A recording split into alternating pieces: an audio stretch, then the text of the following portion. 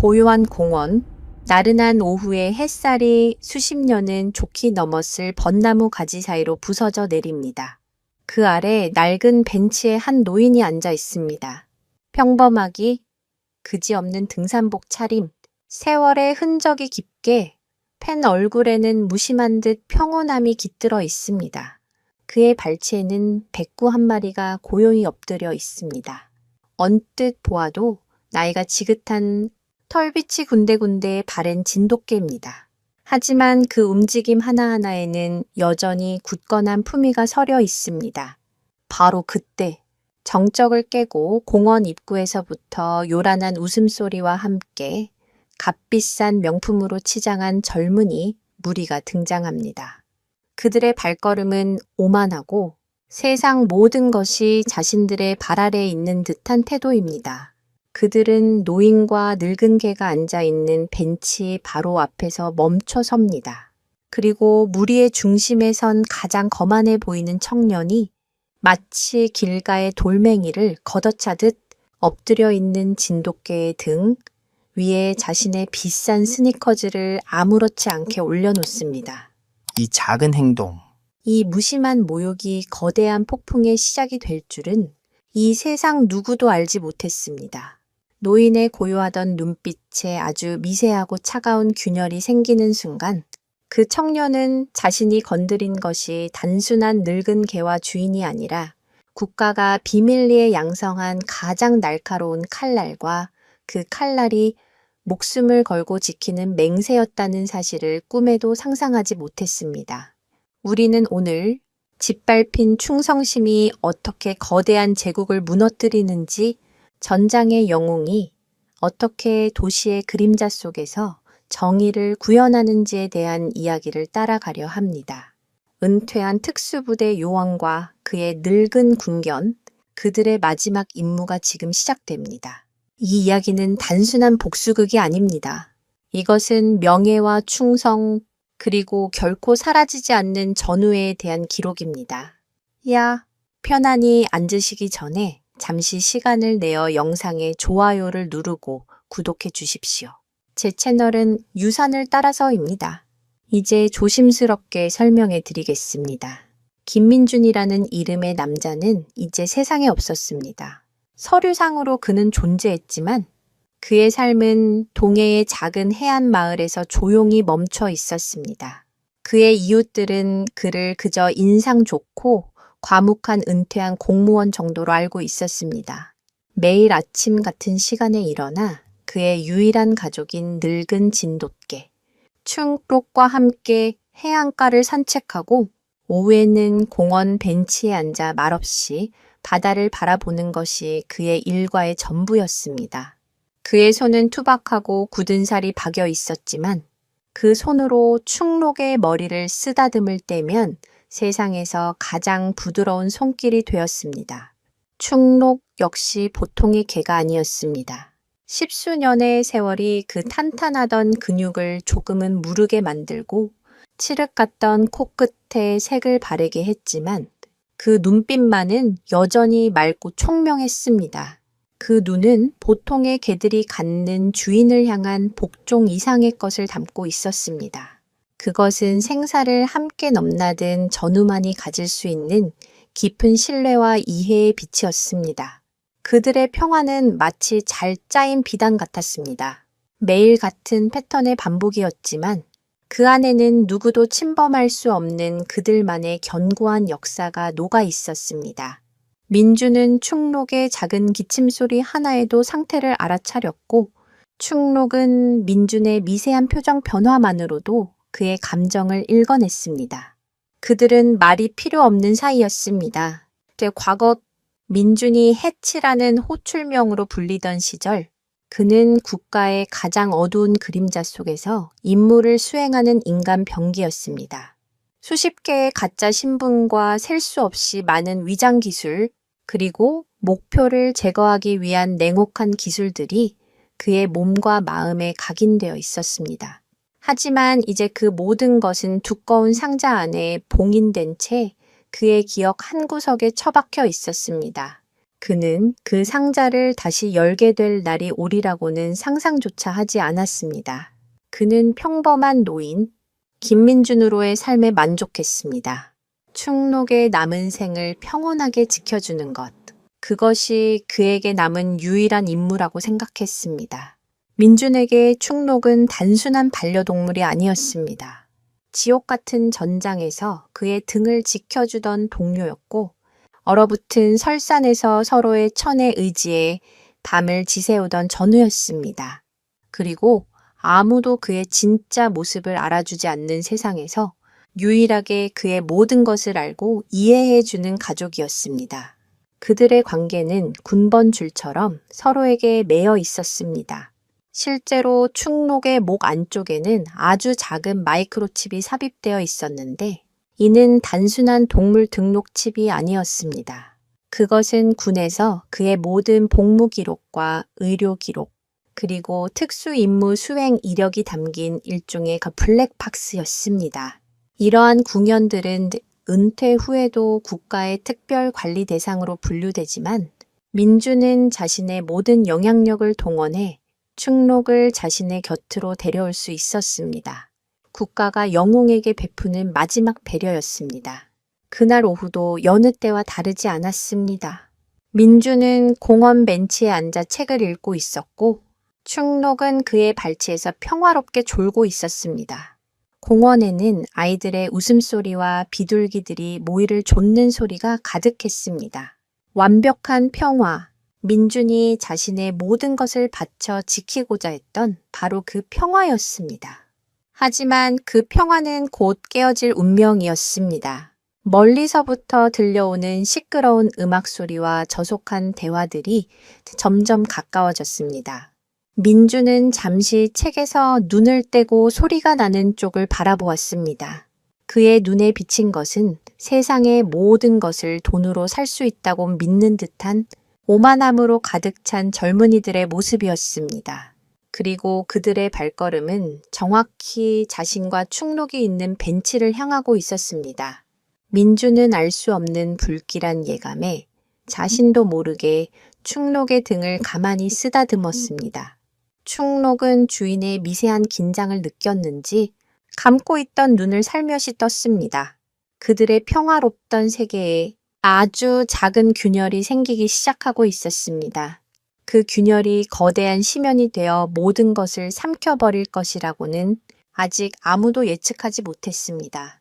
젊은이 무리는 민준의 바로 앞에서 걸음을 멈췄다.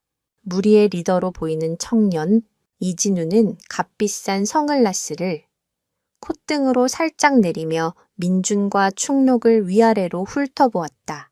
그의 입에는 경멸과 조소가 뒤섞인 미소가 걸려 있었다.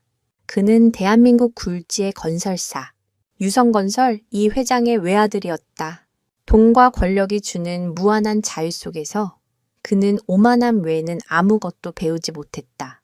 그의 친구들 역시 그와 비슷한 부류의 인간들이었다. 그들은 자신들의 부모가 쌓아 올린 성벽 안에서 세상의 모든 것을 자신들의 유희를 위한 장난감쯤으로 여기고 있었다. 어이! 영감님, 걔가 참 볼품없네요. 똥까이 아니에요. 진우의 목소리는 조롱으로 가득했다. 그의 친구들이 낄낄거리며 웃었다. 민주는 아무런 대답도 하지 않았다. 그는 그저 책장을 넘기는 신용을 하며 그들을 무시했다. 그의 이런 침묵이 진우의 심기를 더욱 건드렸다. 자신 같은 사람이 말을 거는데 감히 무시하다니. 진우는 자신의 존재감을 과시하고 싶어졌다. 그는 옆에 있던 친구에게서 거의 다 마신 테이크아웃, 커피컵을 건네받았다. 그리고는 마치 담배꽁초를 버리듯 컵에 남은 얼음과 커피 찌꺼기를 충록의 바로 옆 바닥에 아무렇게나 쏟아부었다. 몇몇 얼음 조각이 충록의 몸에 튀었다. 충록은 잠에서 완전히 깨어나 몸을 부르르 떨며 자리에서 일어났다. 그리고는 불쾌하다는 듯 진우를 향해 낮게 으르렁거렸다. 진우의 얼굴에 흥미롭다는 표정이 떠올랐다. 오호, 이 늙은 개가 성질도 있네. 예? 지져봐. 더 크게 지져보라고. 그는 발을 까딱거리며 충록을 위협했다. 민준이 마침내 입을 열었다. 그의 목소리는 나이 든 사람, 특유의 갈라진 소리가 났지만 그 안에는 강철 같은 단단함이 숨어 있었다. 그만하게, 젊은이, 조용히 가던 길 가시게. 민준의 경고는 진우에게는 기름을 붓는 격이었다. 영감님이 뭔데? 나한테 이래라 저래라야. 이 공원이 영감님 거라도 돼. 그리고 이 개새끼. 목줄도 안 한 거 아니야. 이거 불법인 거 몰라. 진우의 목소리가 커지자 주변 사람들의 시선이 쏠리기 시작했다. 하지만 누구 하나 선뜻 나서서 그들을 말리지는 못했다. 그들의 값비싼 옷차림과 오만한 태도에서 풍겨나오는 위압감 때문이었다. 사실 충록은 너무 늙고 훈련이 잘 되어 있어 굳이 목줄을 할 필요가 없었다. 항상 민준의 방형 1m 안에서 벗어나는 법이 없었고 누구에게도 위협적인 행동을 한 적이 없었다. 대한민국 현행 법상 맹견으로 분류되지 않은 개는 공공장소에서 목줄을 착용해야 하지만 사람들은 노인과 그의 늙은 개에게 그 정도의 융통성은 암묵적으로 허용해주곤 했다. 진우는 이 상황을 즐기고 있었다. 힘없는 노인과 늙은 개를 괴롭히며 자신의 힘을 과시하는 것. 그것이 그가 세상을 살아가는 방식이었다. 그는 충록에게 한 걸음 더 다가섰다. 그리고는 자신의 부와 권력을 상징하는 수백만 원짜리 한정판 스니커즈를 들어 올렸다. 그리고 다음 순간 그는 아무런 망설임 없이 으르렁거리고 있는 충록의 앞발 위를 자신의 신발로 지그시 눌렀다. 충록이 고통스러운 비명을 질렀다. 낑! 많은 날카로운 소리가 공원 전체에 울려 퍼졌다. 충록은 발을 빼내려 버둥거렸지만 건장한 청년의 힘을 당해낼 수는 없었다. 진우는 오히려 더 힘을 주며 비열하게 웃었다. 어때? 이제 좀 조용해졌나? 영감님, 개 교육은 똑바로 시켜야지. 바로 그 순간이었다. 세상의 모든 소리가 멈춘 것 같았다. 민준의 눈빛이 변했다. 평온함이 깃들어 있던 그의 눈에서 온기가 사라지고 그 자리에는 시베리아의 동토 같은 차갑고 공허한 냉기만이 남았다. 그의 몸에서는 어떤 분노나 위협적인 기운도 느껴지지 않았다. 오히려 그 반대였다. 그의 존재 자체가 주변의 모든 온도를 빨아들이는 블랙홀처럼 변해버렸다. 분노는 뜨겁지만 살이는 차갑다. 지금 민준의 마음을 채우고 있는 것은 후자였다. 그는 아주 천천히 소리 없이 자리에서 일어났다. 그의 움직임에는 어떤 망설임이나 군더더기도 없었다. 마치 수십 년간 매일 반복해온 동작처럼 자연스러웠다. 그의 시선은 진우의 발에 밟혀 고통스러워하는 충록에게 고정되어 있었다. 그는 진우를 쳐다보지도 않았다. 하지만 진우는 본능적으로 느꼈다. 이전과는 완전히 다른 차갑고 날카로운 무언가가 자신의 심장을 겨누고 있다는 것을 주변에서 낄낄거리던 친구들의 웃음소리도 멎었다. 노인의 침묵이 그 어떤 고함보다도 더 위협적이라는 것을 동물적인 감각으로 깨달은 것이다. 민주는 아무 말 없이 진우를 향해 한 걸음 다가섰다. 그는 여전히 진우의 얼굴이 아닌 충록을 밟고 있는 그의 발을 보고 있었다. 그의 입에서 마침내 나지막한 목소리가 흘러나왔다. 그 발, 때. 그것은 명령이었다. 거부할 수 없는 서늘한 힘이 실린 명령. 진우는 자신도 모르게 움찔하며 충록을 밟고 있던 발에서 힘을 풀었다. 충록은 재빨리 절뚝거리며 민준의 뒤로 숨었다. 민준은 그제야 천천히 고개를 들어 진우의 눈을 바라보았다. 진우는 그 눈을 마주한 순간 온몸의 털이 곤두서는 것을 느꼈다. 그것은 평범한 노인의 눈이 아니었다. 그 눈은 수많은 죽음을 목격하고 또 만들어낸 자의 눈이었다. 깊이를 알 수 없는 심연, 그 안에는 분노도 증오도 아닌 오직 차가운 경멸과 함께 목표를 확정한 포식자의 빛이 번뜩이고 있었다. 진우는 애써 태연한 척 침을 삼켰지만 등줄기를 타고 흐르는 식은땀을 막을 수는 없었다. 그는 자신이 지금껏 살아오면서 단 한 번도 겪어보지 못한 종류의 위협과 마주하고 있음을 깨달았다. 그는 거대한 실수를 저질렀다. 아주 사소한 행동으로 그는 잠자고 있던 야수의 코털을 건드린 것이다. 이 순간의 오만함이 자신의 모든 것을 앗아갈 재앙의 씨앗이 되리라는 것을 그는 아직 알지 못했다. 하지만 그의 무의식은 이미 경고음을 울리고 있었다. 눈앞의 이 노인은 절대로 평범한 사람이 아니라는 것을 이진우는 잠시 당황했지만 곧이어 치밀어 오르는 굴욕감에 얼굴이 붉어졌다. 감히 저런 볼품없는 늙은이가 자신을 위협하다니. 그는 애써 공포를 감추고 더 큰 소리로 허세를 부렸다. 뭐야? 이 영감탱이가 진짜 어디서 눈을 똑바로 뜨고 쳐다봐. 내가 누군지 알아. 그는 민준의 멱살이라도 잡을 듯이 한 걸음 더 다가섰다. 하지만 그의 발이 땅에서 떨어지기도 전에 민준의 손이 번개처럼 움직였다. 민준은 진우의 어깨를 잡거나 밀치지 않았다. 그저 손가락 하나를 펴서 진우의 쇄골 바로 아래 급소 중 하나인 결분혈을 가볍게 눌렀을 뿐이다. 그헉. 진우의 입에서 비명 같은 신음이 터져 나왔다. 숨을 쉴 수 없는 극심한 고통과 함께 온몸에 힘이 빠져나가는 느낌이었다. 다리가 후들거리며 그대로 주저앉을 뻔한 것을 옆에 있던 친구들이 겨우 부축했다. 민주는 이미 손을 거둔 뒤였다. 그는 여전히 무표정한 얼굴로 진우를 내려다보고 있었다.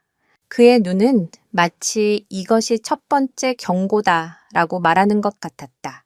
진우의 친구들은 겁에 질려 어쩔 줄 몰라 했다. 그들은 싸움이라면 자신이 있었지만 방금 눈앞에서 벌어진 일은 그들이 아는 싸움의 범주를 완전히 벗어난 것이었다. 노인은 거의 움직이지도 않았는데 건장한 진우가 맥없이 무너질 뻔했다.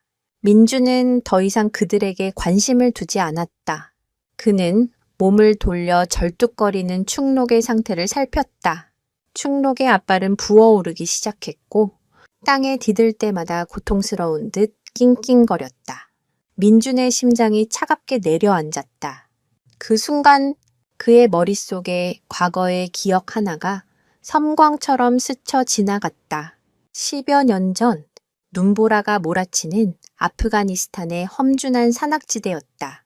당시 해치익라는 호출명으로 불리던 대위 김민주는 적의 고위 지휘관을 생포하는 극비 임무를 수행 중이었다. 그의 곁에는 이제 막 궁연 훈련을 마친 젊은 진돗개의 충록이 있었다. 그들은 며칠간의 잠복 끝에 마침내 목표물을 발견했지만 예상치 못한 적의 매복에 걸려들고 말았다.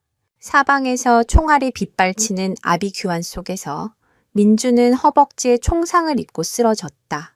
과다출혈로 의식이 희미해져 가는 순간 적들이 그를 향해 다가오는 것이 보였다. 이제 끝이라고 생각한 바로 그때 충록이 그의 앞을 가로막고 서서 적들을 향해 맹렬하게 짓기 시작했다. 충록은 단순한 궁연이 아니었다. 그는 폭발물 탐지 및 추적뿐만 아니라 적 제압과 경호 임무에도 특화된 훈련을 받은 최전개 특수군견이었다. 충록은 적들이 다가오자 한치의 망설임도 없이 가장 앞선 적의 팔을 물고 늘어졌다. 적들이 당황한 사이 충록은 맹수처럼 날뛰며 그들의 대열을 흐트러뜨렸다. 그 짧은 순간 덕분에 민주는 정신을 차리고 권총을 뽑아 반격할 시간을 벌 수 있었다. 하지만 그 과정에서 충록 역시 옆구리에 총상을 입고 말았다. 지원 병력이 도착했을 때 민주는 피를 흘리며 쓰러진 충록을 끌어안고 있었다. 그의 눈에서는 뜨거운 눈물이 흐르고 있었다. 그는 속으로 맹세했다. 자신의 목숨을 구해준 이 전우를 자신의 남은 생을 다해 지켜주겠다고. 그날의 전투에서 충록이 보여준 용맹은 부대 내에서 전설이 되었다. 군견이 전투 중 부상을 입으면 보통 안락사시키는 절차를 따르는 것이 일반적이었지만 민주는 강력하게 반대했다. 그는 자신의 모든 인맥과 권한을 동원해 충록을 한국으로 후송했고 최고의 의료진에게 수술을 받게 했다. 전장에서 부상당한 병사를 버리고 가지 않듯 나의 전우를 포기할 수 없습니다. 그의 한마디는 군 수뇌부의 마음을 움직였다. 충록은 기적적으로 회복했고 그 후로도 몇 년간 더 민준과 함께 임무를 수행했다. 그리고 마침내 그들이 함께 은퇴하는 날, 민준은 국가에 단 한 가지를 요청했다. 충록과 함께 여생을 보낼 수 있게 해달라는 것. 그것은 전장의 모든 것을 바친 영웅에게 국가가 보내는 최고의 예우였다. 민준의 뇌리에서 과거의 기억이 사라졌다. 그의 눈앞에는 고통스러워하는 늙은 충록이 있었다. 전장에서 자신의 목숨을 구했던 바로 그 발이 이제는 철없는 부잣집 아들의 하찮은 자존심 때문에 상처 입고 있었다. 민준의 안에서 무언가 단단히 끊어지는 소리가 났다. 봉인해두었던 상자의 자물쇠가 부서져 내렸다. 그가 지키고자 했던 평화는 환상에 불과했다. 이 세상에는 힘없는 자의 평화를 아무렇지 않게 짓밟는 자들이 존재했다. 그리고 그들에게는 말이나 법보다 더 확실한 가르침이 필요했다. 민주는 조용히 충록을 안아들었다. 충록의 무게가 그의 팔에 묵직하게 전해졌다. 그것은 단순한 개의 무게가 아니었다. 그것은 그가 짊어져야 할 맹세의 무게였고 지켜야 할 약속의 무게였다. 그는 돌아보지 않고 공원을 빠져나갔다. 그의 등 뒤에서 이진우가 분에 못 이겨 소리치는 소리가 들렸다. 야, 너 거기 안 서? 내가 누군지 알고 이래? 너 내가 가만 안 둬. 이 거지 같은 영감탱이야. 그 저속한 외침은 더 이상 민준의 귀에 들리지 않았다. 그의 머릿속은 이미 움직이기 시작했다. 수십 년간 잠들어 있던 그의 또 다른 자아. 하이치가 깨어나고 있었다. 목표 설정, 정보 수집, 분석, 계획 수립, 실행. 그의 뇌는 차가운 기계처럼 정해진 수순을 밟기 시작했다. 이진우, 유성건설 이 회장의 외아들. 그는 자신의 하찮은 행동이 어떤 대가를 치르게 될지 전혀 알지 못했다. 그는 방금 대한민국에서 가장 위험한 남자의 마지막 임무를 위한 타겟 리스트, 그 첫 번째 줄에 자신의 이름을 스스로 새겨 넣은 것이었다. 민준의 발걸음은 조용했지만 그가 내딛는 한 걸음 한 걸음은 거대한 제국을 향한 지각 변동의 시작을 알리고 있었다. 과연 그는 어떤 방식으로 자신과 충록의 짓밟힌 명예를 되찾을 것인가? 민주는 충록을 안고 가장 가까운 24시간 동물병원으로 향했다. 다행히 뼈에는 이상이 없었지만 인대가 늘어나고 심한 타박상을 입었다는 진단을 받았다. 진통제 주사를 맞고 붕대를 감은 충록은 민준의 품에 안겨 가쁜 숨을 몰아쉬었다. 민준은 말없이 충록의 등을 쓰다듬으며 차가운 분노를 조용히 삭였다. 병원을 나선 그는 택시를 타고 자신의 작은 아파트로 돌아왔다. 현관문을 열고 들어서자마자 그는 충록을 가장 편안한 자리에 눕히고 물그릇을 대주었다. 그리고는 망설임 없이 창고로 향했다. 창고 구석에는 먼지가 뽀얗게 쌓인 낡은 철제 캐비닛이 있었다. 민주는 주머니에서 열쇠를 꺼내 자물쇠를 열었다. 끽 하는 소름 끼치는 소리와 함께 캐비닛 문이 열리자 안에서 냉기가 흘러나왔다. 그 안에는 그의 과거가 잠들어 있었다. 각종 위장 신분증, 여러 나라의 화폐, 소형 무정이, 그리고 한쪽 구석에 검은색 카드 케이스가 놓여 있었다. 그는 케이스를 꺼내 거실 테이블 위에 올려놓았다. 케이스를 열자 그 안에는 군용으로 특수 제작된 노트북과 몇 가지 정체불명의 장비들이 들어 있었다. 그것들은 모두 국가에 반납했어야 할 물건들이었지만 그는 만약을 대비해 가장 핵심적인 장비 몇 개를 빼돌려 두었다. 이럴 때를 위해서가 아니었지만 결국 운명은 그를 다시 이곳으로 이끌었다. 그는 노트북에 전원을 켰다. 평범한 부칭 화면이 뜨는가 싶더니 이내 복잡한 암호 입력창이 화면을 가득 메웠다. 그는 익숙하게 30자리가 넘는 암호를 입력했다. 화면이 바뀌며 나타난 것은 일반적인 운영체제가 아니었다. 군 내부 네트워크, 그 중에서도 극소수의 특수 요원들만이 접근할 수 있는 그림자 맹섀도우 네트에 접속하는 인터페이스였다. 이 시스템은 전 세계의 거의 모든 상업용, 공공용 네트워크에 은밀하게 백도어를 심어놓은 국정원의 비밀 프로젝트 결과물이었다.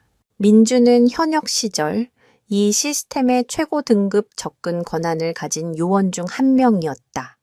은퇴하면서 그의 접근 권한은 모두 삭제되었지만 그는 시스템의 허점을 이용해 자신만이 아는 비상용 루트를 하나 남겨두었다. 시스템 개발자조차 모르는 오직 해치만이 아는 길이었다. 그는 먼저 이진우라는 이름을 검색했다.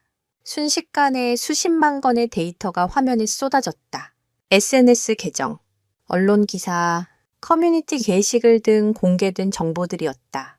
하지만 민준이 원하는 것은 그런 쓰레기 정보가 아니었다. 그는 몇 가지 명령어를 더 입력했다. 노트북에 연결된 작은 장비가 조용히 작동하기 시작했다. 그것은 음향 스펙트럼 분석기였다. 민주는 공원에서 녹음했던 이진우의 목소리 파일을 프로그램에 입력했다.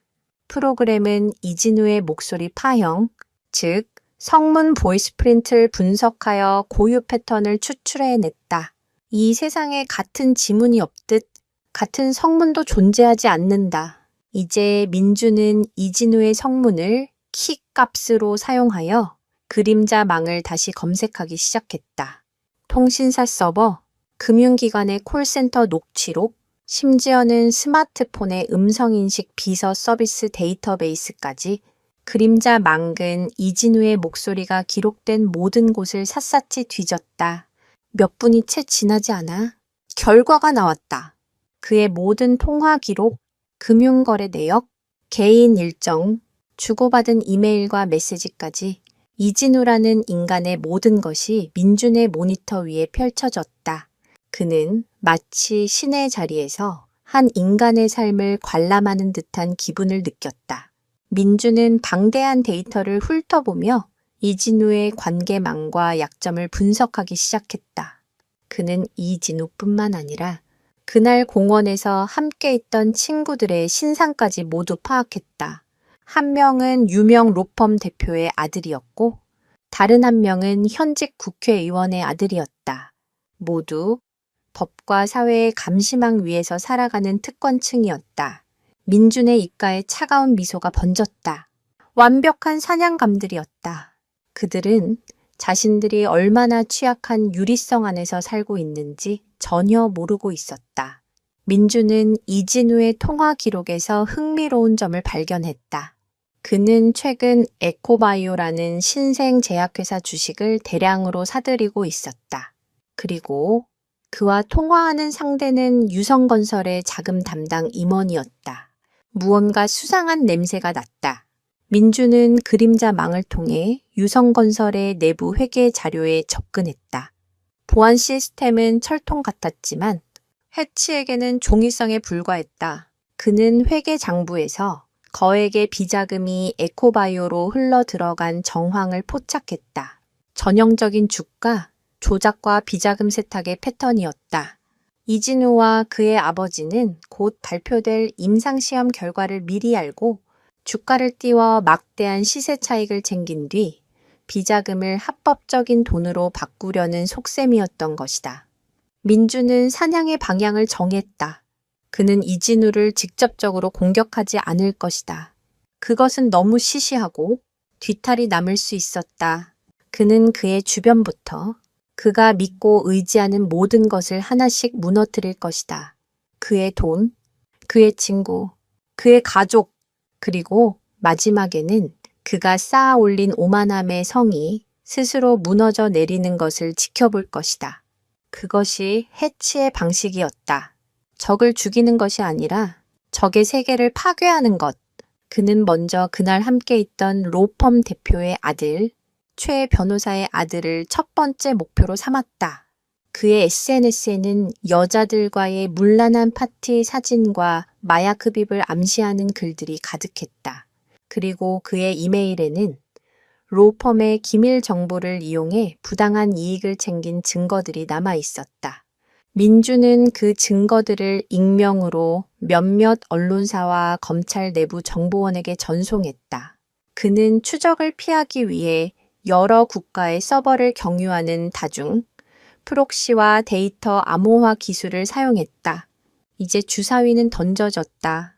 작은 돌멩이 하나가 거대한 연못에 던져졌다. 그 파문이 어디까지 퍼져나갈지, 그리고 다음 목표물은 누가 될 것인지 아무도 예측할 수 없었다. 어둠 속에서 그림자 추적자의 조용한 사냥이 시작된 것이다. 며칠 후, 대한민국 사회가 발칵 뒤집혔다. 유력 로펌의 대표 아들이자 차세대 경영인으로 주목받던 최민석이 마약 투약 및 내부자 거래 혐의로 긴급 체포된 것이다. 언론은 연일 그의 방탕한 사생활과 범죄 혐의를 대서특필했다. 그가 아버지의 로펌이 가진 미공개 정보를 이용해 거액의 부당이득을 챙겼다는 사실이 드러나자 여론은 들끓었다. 법을 수호해야 할 로펌 가문이 저지른 파렴치한 범죄에 대중의 분노가 폭발했다. 최 대표는 즉각 사과 성명을 발표하고 대표직에서 물러났지만 한번 무너지기 시작한 신뢰는 걷잡을 수 없었다. 로펌은 창립 이래 최대의 위기를 맞았다.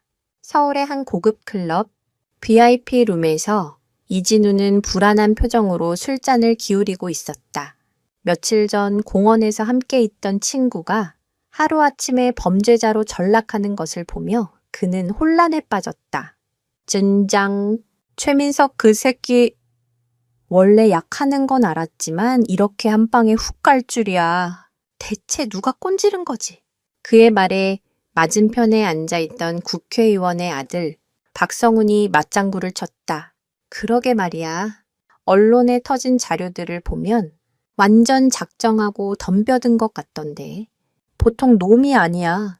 이진우는 그들의 대화를 들으며 본능적인 불안감을 느꼈다. 하지만 그는 애써 그 불안감을 떨쳐내려 했다. 야, 쫄지 마. 민석이가 운이 없었던 것뿐이야. 우리랑은 상관없는 일이라고. 그는 술을 한 번에 들이켜며 허세를 부렸지만 그의 머릿속에서는 며칠 전 공원에서 마주쳤던 노인의 차가운 눈빛이 떠나지 않았다. 설마 그럴 리가 없어. 그는 고개를 저으며 말도 안 되는 생각이라고 치부했다. 그저 늙고 힘없는 노인일 뿐이었다. 우연의 일치일 거야. 하지만 그것은 우연이 아니었다. 민주는 자신의 아파트에서 조용히 상황을 지켜보고 있었다. 그의 노트북 화면에는 최민석 관련 뉴스가 실시간으로 업데이트되고 있었다. 이것은 시작에 불과했다. 그는 자신의 행동이 만들어낸 파장을 냉정하게 분석하며 다음 단계를 준비하고 있었다. 그의 복수는 뜨거운 분노의 폭발이 아니라 차가운 얼음 조각처럼 정교하고 치밀하게 계산된 과정이었다. 그는 적에게 공포를 심어주고 그들이 스스로 무너지게 만드는 심리전의 대가였다. 민주는 다음 목표물로 국회의원 아들 박성훈을 정했다. 그는 박성훈의 개인정보를 분석하며 그의 가장 큰 약점을 찾아냈다.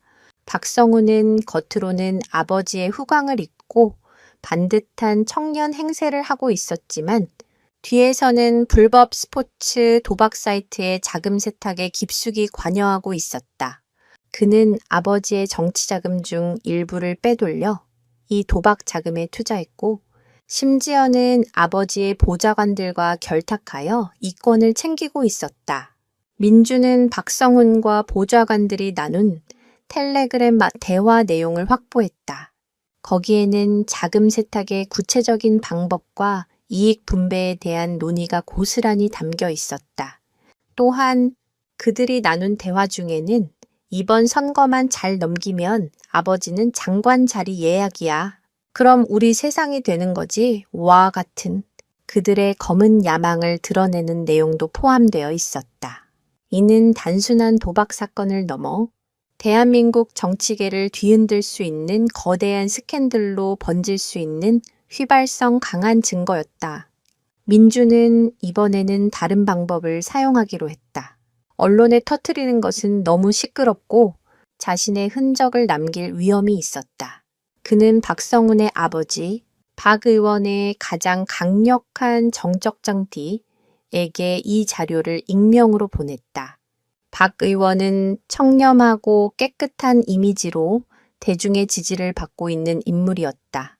그의 아들이 불법 도박과 자금 세탁에 연루되었다는 증거는 그의 정치 생명을 끊어버릴 수 있는 가장 치명적인 무기였다. 민주는 자료와 함께 짧은 메시지를 남겼다. 정의는 때로는 가장 어두운 곳에서 시작됩니다. 자료를 받은 정적 의원의 사무실은 발칵 뒤집혔다.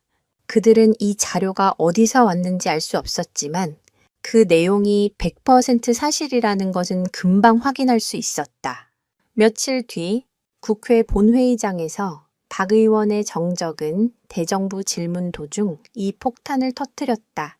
그는 박 의원 아들의 불법 도박 자금 세탁 의혹을 제기하며 그 증거 자료들을 대형 스크린에 띄웠다. 회의장은 순식간에 아수라장이 되었다. 박 의원은 얼굴이 새하얗게 질린 채 아무 말도 하지 못했다. 그의 깨끗했던 이미지는 산산조각이 났고 그의 정치 인생은 끝을 향해 달려가고 있었다. 이진우는 TV를 통해 이 모든 광경을 지켜보며 온몸이 얼어붙는 것을 느꼈다. 최민석 그리고 박성훈까지 공원에 함께 있었던 친구들이 차례대로 무너지고 있었다. 이것은 절대로 우연이 아니었다.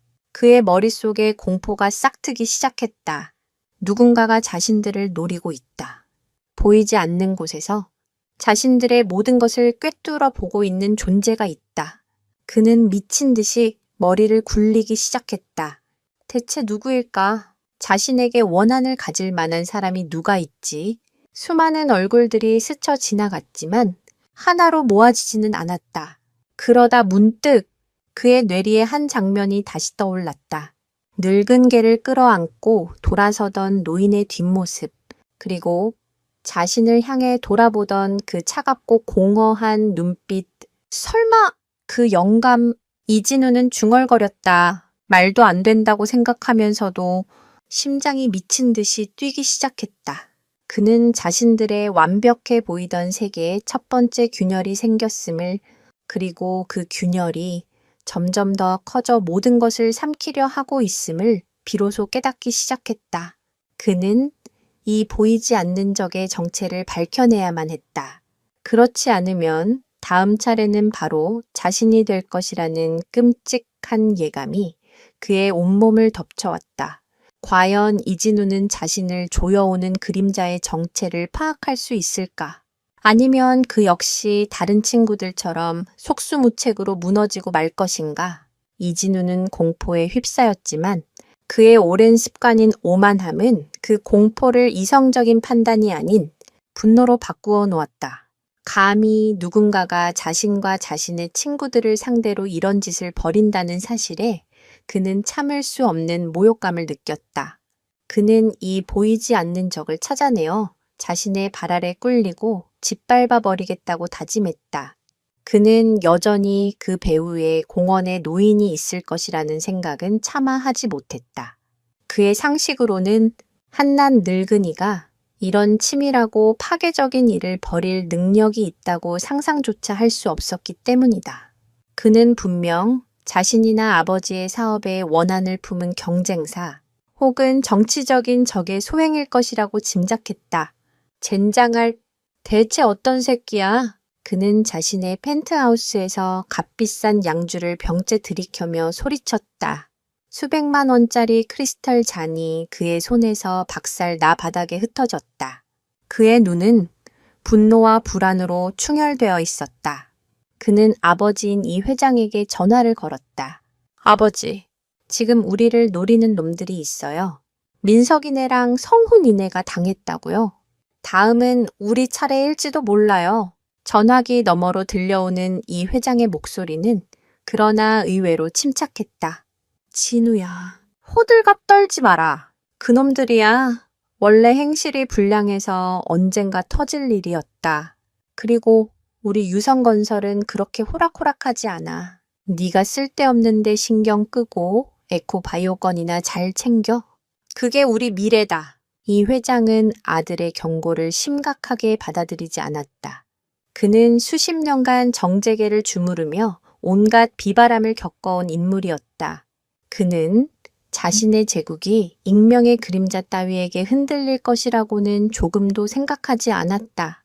그에게 있어 아들의 친구들이 겪은 불행은 그저 개인의 일탈이 빚은 결과일 뿐 자신들을 향한 조직적인 공격의 서막이라고는 상상조차 하지 못했다. 이 회장의 이런 오만한 착각은 그가 평생을 살아온 방식이었다. 그는 돈과 권력으로 해결하지 못할 일은 없다고 믿었다. 문제가 생기면 더 많은 돈으로 막고 더 큰 권력으로 짓누르면 그만이었다.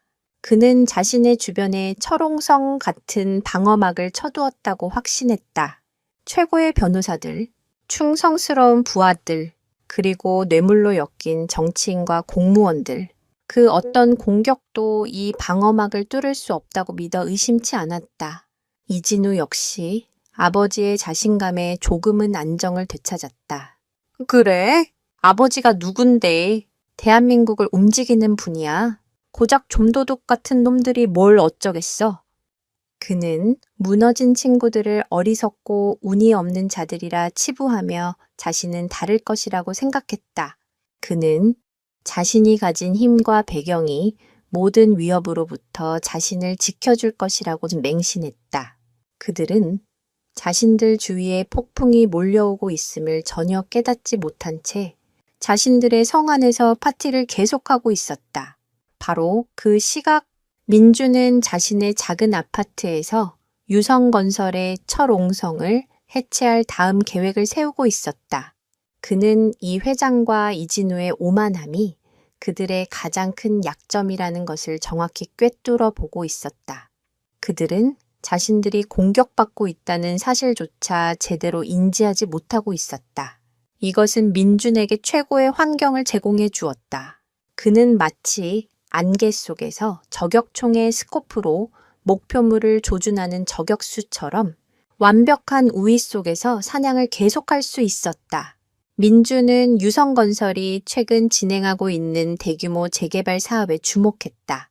서류상으로는 완벽하게 합법적인 사업이었지만 그는 그 이면에 숨겨진 추악한 진실을 발견했다.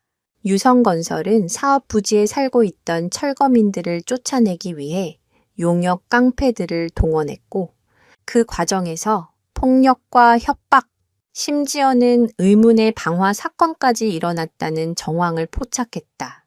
하지만 경찰과 언론은 유성건설의 로비에 넘어가 이 모든 사실을 묵인하고 있었다.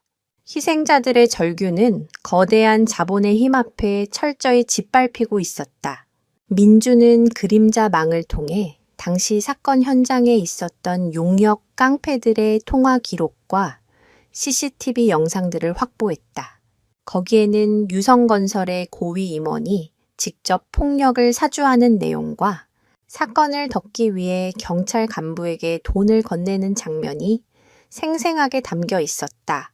이것은 유성건설의 도덕성을 뿌리부터 뒤흔들 수 있는 결정적인 증거였다. 민주는 이 증거들을 바로 터뜨리지 않았다. 그는 더 큰 그림을 그리고 있었다. 그는 이진우와 이 회장이 가장 안심하고 가장 방심하고 있을 때 그들의 발밑을 지탱하는 가장 단단한 기둥부터 무너뜨릴 생각이었다. 그는 이 자료들을 안전한 곳에 저장해두고 또 다른 목표물을 찾기 시작했다. 그것은 바로 이진우의 약혼녀 그리고 그녀의 집안이었다. 이진우는 정략 결혼의 상대로 유력 언론사 사주의 딸과 약혼한 상태였다. 이 결혼은 유성건설에게 언론이라는 강력한 방패를 쥐어줄 중요한 이벤트였다. 민주는 그 결혼을 파국으로 이끌어 유성건설의 가장 강력한 우군이 될 뻔했던 세력을 적으로 돌려놓을 계획을 세웠다. 민주는 약혼녀의 SNS와 개인 이메일을 해킹했다. 그리고 그 안에서 이진우가 결코 알아선 안 될 비밀을 발견했다.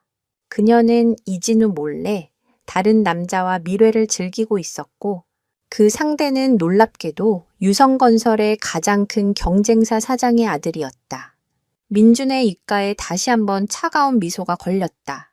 이제 무대는 마련되었다. 오만한 자들이 자신들의 착각 속에서 파멸해가는 모습을 지켜볼 시간이었다. 그들은 아직도 폭풍 전의 고요함을 즐기고 있었다. 하지만 그 고요함 아래에서는 이미 거대한 싱크홀이 그들을 삼키기 위해 입을 벌리고 있었다. 과연 다음 희생자는 누가 될 것이며 이진우는 언제쯤 자신을 옥죄어 오는 공포의 실체를 마주하게 될까? 이진우의 약혼녀인 한서윤은 대한민국 최대 일간지 대한일보 한 회장의 외동딸이었다. 그녀는 빼어난 미모와 지성을 겸비한 소위 말하는 엄친딸의 표본처럼 보였다. 유성건설과 대한일보의 결합은 모두가 주목하는 세기의 결혼이었다. 건설과 언론, 양대 권력의 만남은 두 가문 모두에게 엄청난 시너지를 가져다 줄 것이 분명했다. 이진우는 한서윤을 사랑하지는 않았지만 그녀가 가진 배경과 이미지가 자신을 더욱 빛나게 해줄 것이라 믿었다.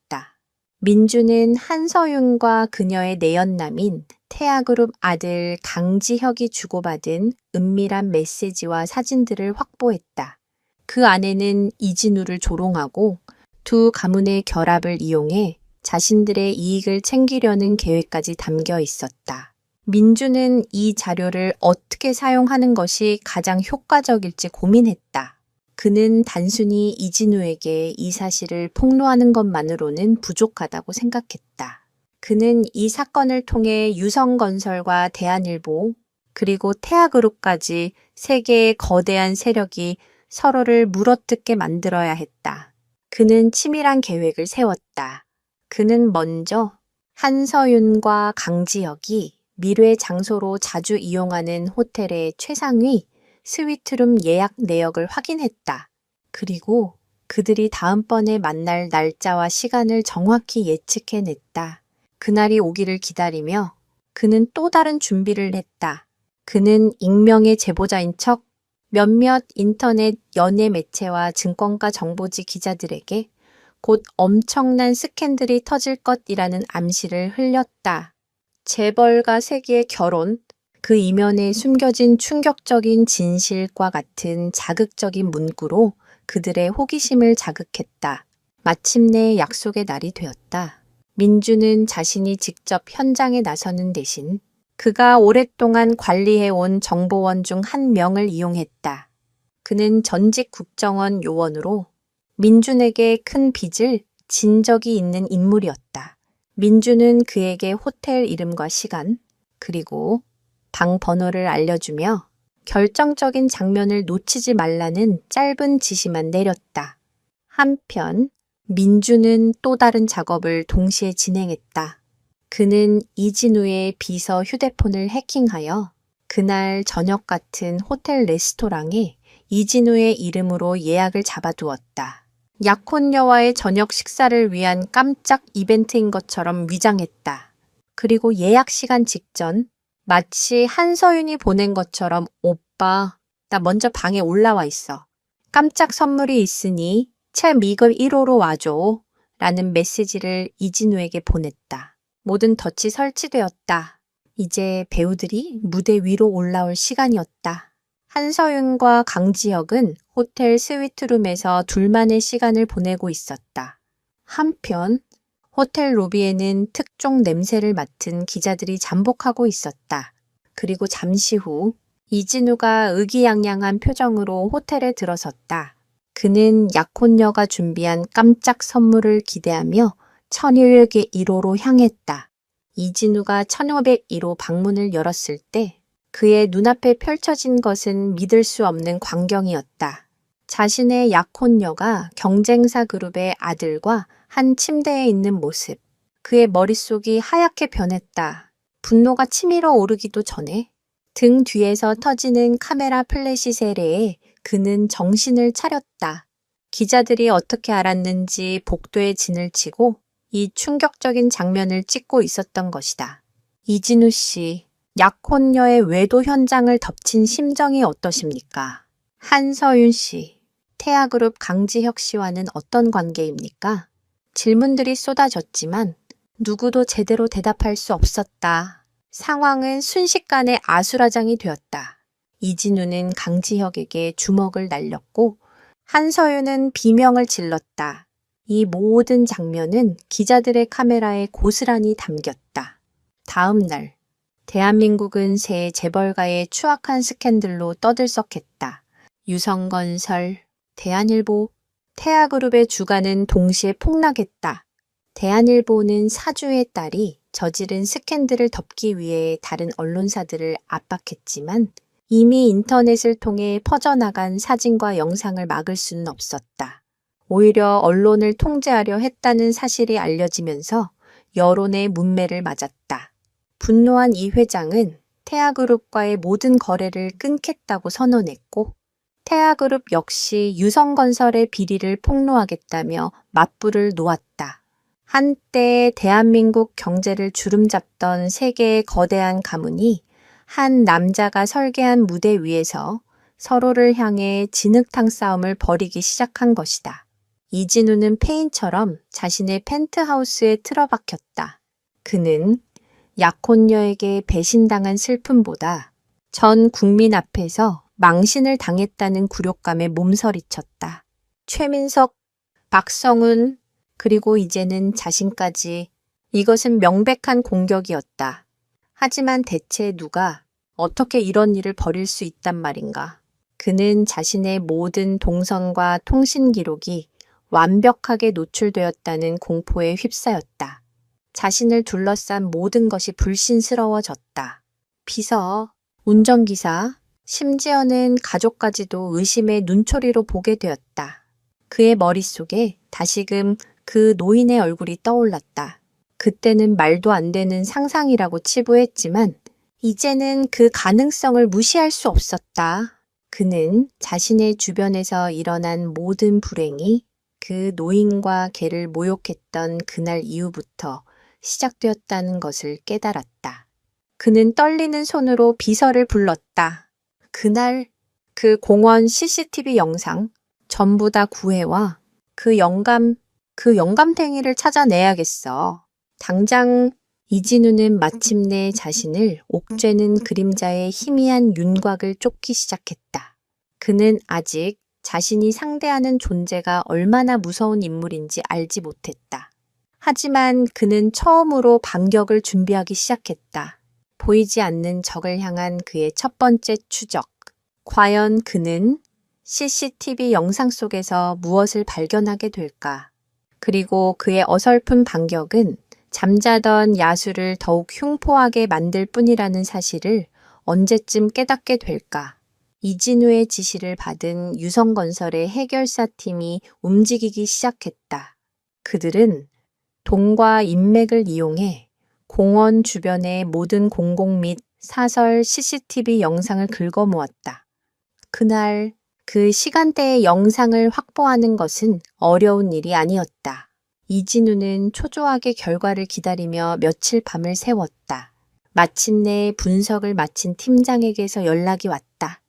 도련님, 영상을 확보해서 분석해 봤습니다. 말씀하신 노인의 신원을 특정할 만한 단서는 찾지 못했습니다. 얼굴 인식 시스템에도 등록되지 않은 인물이고 공원을 빠져나간 후의 동선도 교묘하게 CCTV 사각지대로만 움직여서 추적이 불가능합니다. 이진우는 실망감에 욕설을 내뱉었다. 쓸모없는 새끼들, 고작 늙은이 하나 못 찾아내. 하지만 이상한 점이 하나 있습니다. 팀장의 목소리가 조심스러워졌다.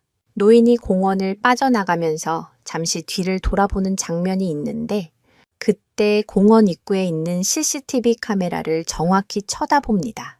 마치 거기에 카메라가 있다는 걸 알고 우리를 비웃기라도 하는 것처럼요. 이진우는 당장 영상을 보내라고 소리쳤다.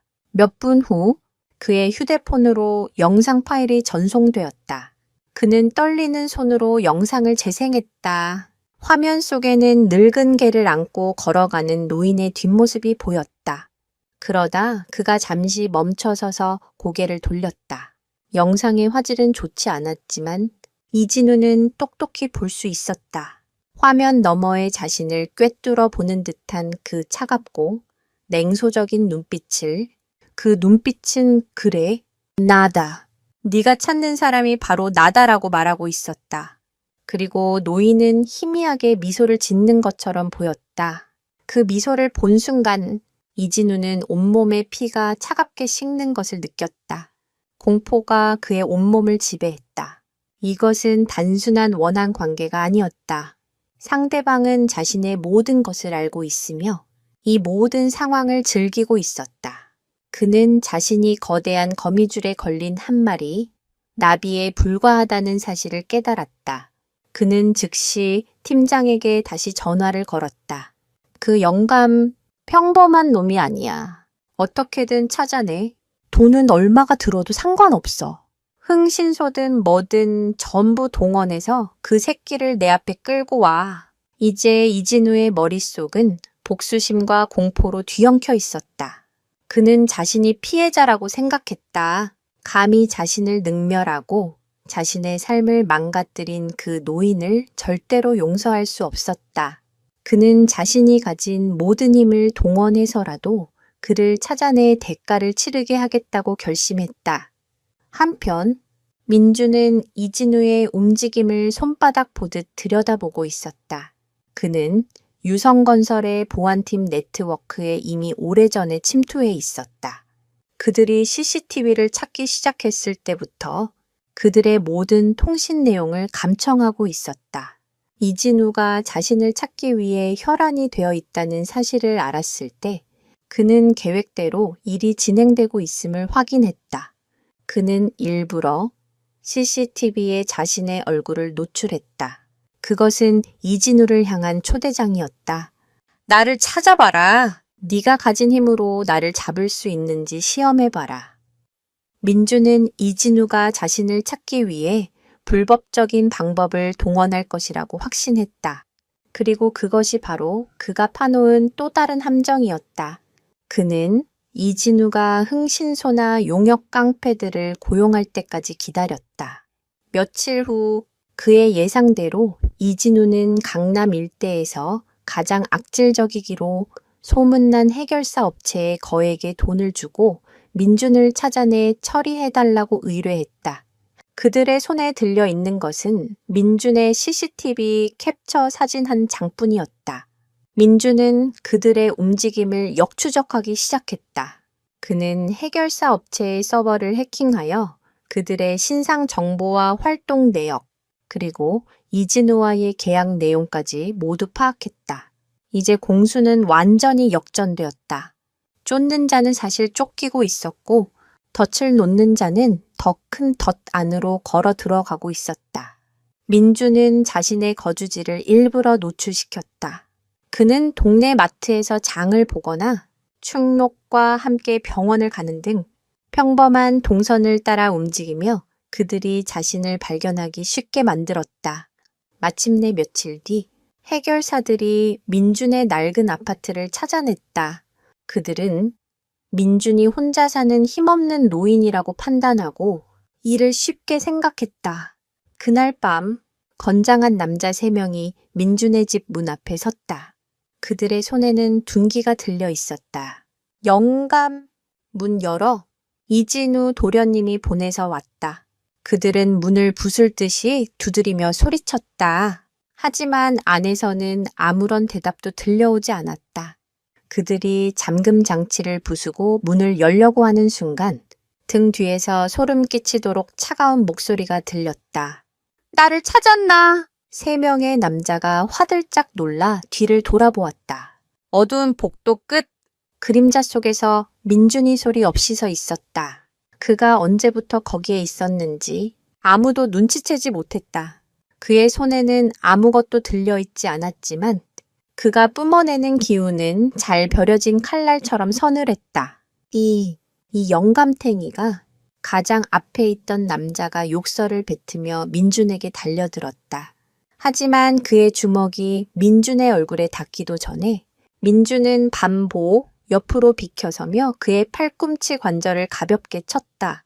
득 하는 소름 끼치는 소리와 함께 남자의 팔이 기괴한 각도로 꺾였다. 남자는 비명조차 지르지 못하고 바닥에 쓰러졌다. 남은 2명이 겁에 질려 주춤하는 사이 민주는 이미 그들의 품으로 파고든 뒤였다. 그의 손과 발이 보이지 않는 속도로 움직였다. 급소를 정확히 타격당한 2 남자는 윽 하는 신음과 함께 차례로 쓰러졌다. 모든 것은 10초도 채 걸리지 않아 끝났다. 민주는 자신의 옷에 묻은 먼지를 털어내며 쓰러진 남자들을 내려다보았다. 그의 눈에는 어떤 감정도 담겨 있지 않았다. 그는 가장 먼저 쓰러진 남자의 휴대폰을 꺼내 통화 버튼을 눌렀다. 전화기 너머에서 이진우의 다급한 목소리가 들려왔다. 처리했어. 그 영감 어떻게 됐어? 민주는 차갑고 낮은 목소리로 대답했다. 네가 보낸 쓰레기들은 내가 치웠다. 수화기 너머에서 이진우의 숨 막히는 소리가 들려왔다. 그는 자신의 귀를 의심했다. 너 누구야? 대체 누구야? 나는 네가 발밑에 짓밟은 충성심의 대가다. 그리고 이것은 너에게 보내는 마지막 경고다. 다시 한번 내 눈앞에 나타나면 그때는 네가 보낸 쓰레기들처럼 되지 않을 거다. 민주는 전화를 끊고 쓰러진 남자들의 주머니에서 지갑을 꺼내 그들의 신분증을 확인했다. 그리고는 유유히 자신의 집으로 들어갔다. 이제 이진우는 깨달았을 것이다. 자신이 상대하고 있는 것은 평범한 노인이 아니라는 것을. 그의 어설픈 위협은 오히려 상대방의 분노의 불을 지폈을 뿐이다. 공포에 질린 이진우는 과연 어떤 선택을 하게 될까? 그리고 이 모든 상황을 지켜보고 있는 또 다른 눈이 있다는 것을 민주는 과연 알고 있을까? 수화기 너머로 들려온 목소리는 이진우의 영혼을 얼어붙게 만들었다. 그것은 분명 노인의 목소리였지만 공원에서 들었던 힘없는 목소리가 아니었다. 그 안에는 수많은 죽음을 집행해 본 자만이 가질 수 있는 냉혹하고 절대적인 권위가 담겨 있었다. 자신이 보낸 나름대로 잔뼈가 굵은 해결사들이 단 몇 분 만에 제압당했다는 사실을 그는 믿을 수 없었다. 등골을 타고 흐르는 식은땀이 셔츠를 축축하게 적셨다. 그는 자신이 감당할 수 없는 괴물을 건드렸다는 것을 뼈저리게 느꼈다. 그는 미친 듯이 소리를 지르며 방 안의 물건들을 집어 던졌다. 괴물이야. 저놈은 괴물이라고. 그의 오만함은 산산조각 났고 그 자리에는 원초적인 공포만이 남았다. 그는 더 이상 이 문제를 혼자 해결할 수 없다고 판단했다. 그는 떨리는 손으로 아버지, 이 회장에게 다시 전화를 걸었다. 그는 울먹이며 지금까지 있었던 모든 일을 털어놓았다. 공원에서 있었던 일, 친구들이 차례로 무너진 것, 그리고 방금 전에 있었던 끔찍한 통화까지 이야기를 다 들은 이 회장은 한동안 말이 없었다. 그의 침묵은 그 어떤 질책보다도 더 무겁게 이진우를 짓눌렀다. 마침내 이 회장이 입을 열었다. 그의 목소리는 분노로 가늘게 떨리고 있었다. 이 어리석은 놈, 네가 고작 늙은 개 한 마리 때문에 이 모든 일을 벌였단 말이냐. 유성건설이 내 놈의 뒤치다거리나 하는 곳인 줄 알아. 하지만 그는 곧 이성을 되찾았다. 지금은 아들을 질책할 때가 아니었다. 정체를 알 수 없는 적이 유성건설을 그리고 자신의 아들을 노리고 있었다. 이 회장은 수십 년간 쌓아온 자신의 인맥을 총동원하기 시작했다. 그는 전직 경찰청장 출신의 로펌 대표에게 전화를 걸어 이 서거 사건을 비공식적으로 조사해달라고 부탁했다. 그는 자신이 가진 모든 정보망을 이용해 사진 속 노인의 정체를 캐기 시작했다. 그는 이진우와 달랐다. 그는 상대가 보통 인물이 아니라는 것을 직감하고 정면으로 부딪히는 대신 그의 정체를 파악하고 약점을 찾아내려 했다. 한편 민준의 아파트 복도에서는 또 다른 움직임이 있었다. 민준이 집으로 들어간 지 얼마 지나지 않아 경찰 순찰차 한 대가 조용히 아파트 앞에 멈춰섰다. 차에서 내린 것은 2명의 제복 경찰이었다. 그들은 폭력 사건이 일어난 것 같다는 익명의 신고를 받고 출동한 것이었다. 복도에 쓰러져 신음하고 있는 3명의 남자를 발견한 경찰들은 즉시 상황을 파악하고 구급차와 지원을 요청했다. 이 모든 것은 민준의 계획의 일부였다. 그는 해결사들을 제압한 직후 공중전화를 이용해 익명으로 경찰에 신고했다. 그는 이 사건이 공식적인 기록으로 남기를 원했다. 이진우가 자신을 해치기 위해 폭력배를 고용했다는 명백한 증거. 이것은 훗날 이진우의 목에 씌워질 또 하나의 족쇄가 될 것이었다. 병원으로 옮겨진 해결사들은 경찰 조사에서 입을 다물었다. 그들은 자신들을 제압한 것이 늙은 노인 한 명이라는 사실을 차마 말할 수 없었다. 그것은 그들의 자존심이 허락하지 않는 일이었다. 그들은 그저 서로 시비가 붙어 싸웠다고 진술했다. 경찰은 그들의 말을 믿지 않았지만 뚜렷한 증거가 없어 사건을 단순 폭행 사건으로 종결 지으려 했다. 하지만 이 사건은 조용히 묻히지 않았다. 사건 보고서를 검토하던 한 형사의 눈에 무언가 이상한 점이 포착되었다. 3명의 건장한 남자가 입은 부상이 너무나 전문적이고 정교했던 것이다. 뼈가 부러지거나 큰 외상은 없었지만 모두 정확하게 관절과 급소만을 공격당해 무력화되었다. 이것은 일반적인 막싸움에서 나올 수 있는 부상이 아니었다. 그것은 고도로 훈련된 전문가의 솜씨였다. 이 형사는 바로 서울지방경찰청 관격수사대의 팀장 박서준이었다. 그는 경찰 내에서도 최고의 엘리트로 손꼽히는 인물이었다. 그리고 그는 김민준의 과거를 아는 몇 안 되는 사람 중 한 명이었다. 그는 민준과 같은 부대 출신이었고 해치라는 이름이 부대 내에서 어떤 의미를 가졌는지 누구보다 잘 알고 있었다. 그는 사건 현장 주변 CCTV를 추가로 확보해 분석하던 중 어둠 속으로 사라지는 한 남자의 뒷모습을 발견했다. 흐릿한 영상이었지만 박서준은 단번에 그가 누구인지 알아차렸다. 수십 년이 지났지만 전장에서 생사를 함께했던 전우의 뒷모습을 잊을 리 없었다. 설마 민준이 형님, 박서준의 심장이 철렁 내려앉았다. 그는 은퇴 후 조용히 살고 있을 것이라고만 생각했던 전설적인 선배가 왜 이런 사건에 연루되었는지 알 수 없었다. 그는 이 사건이 단순 폭행 사건이 아님을 직감했다.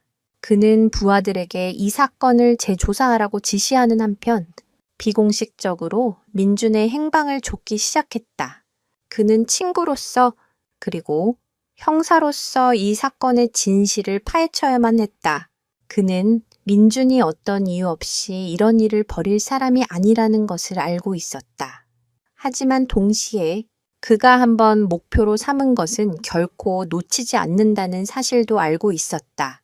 박서준은 민준의 낡은 휴대전화 번호로 전화를 걸었다. 오랫동안 꺼져 있던 전화기였다.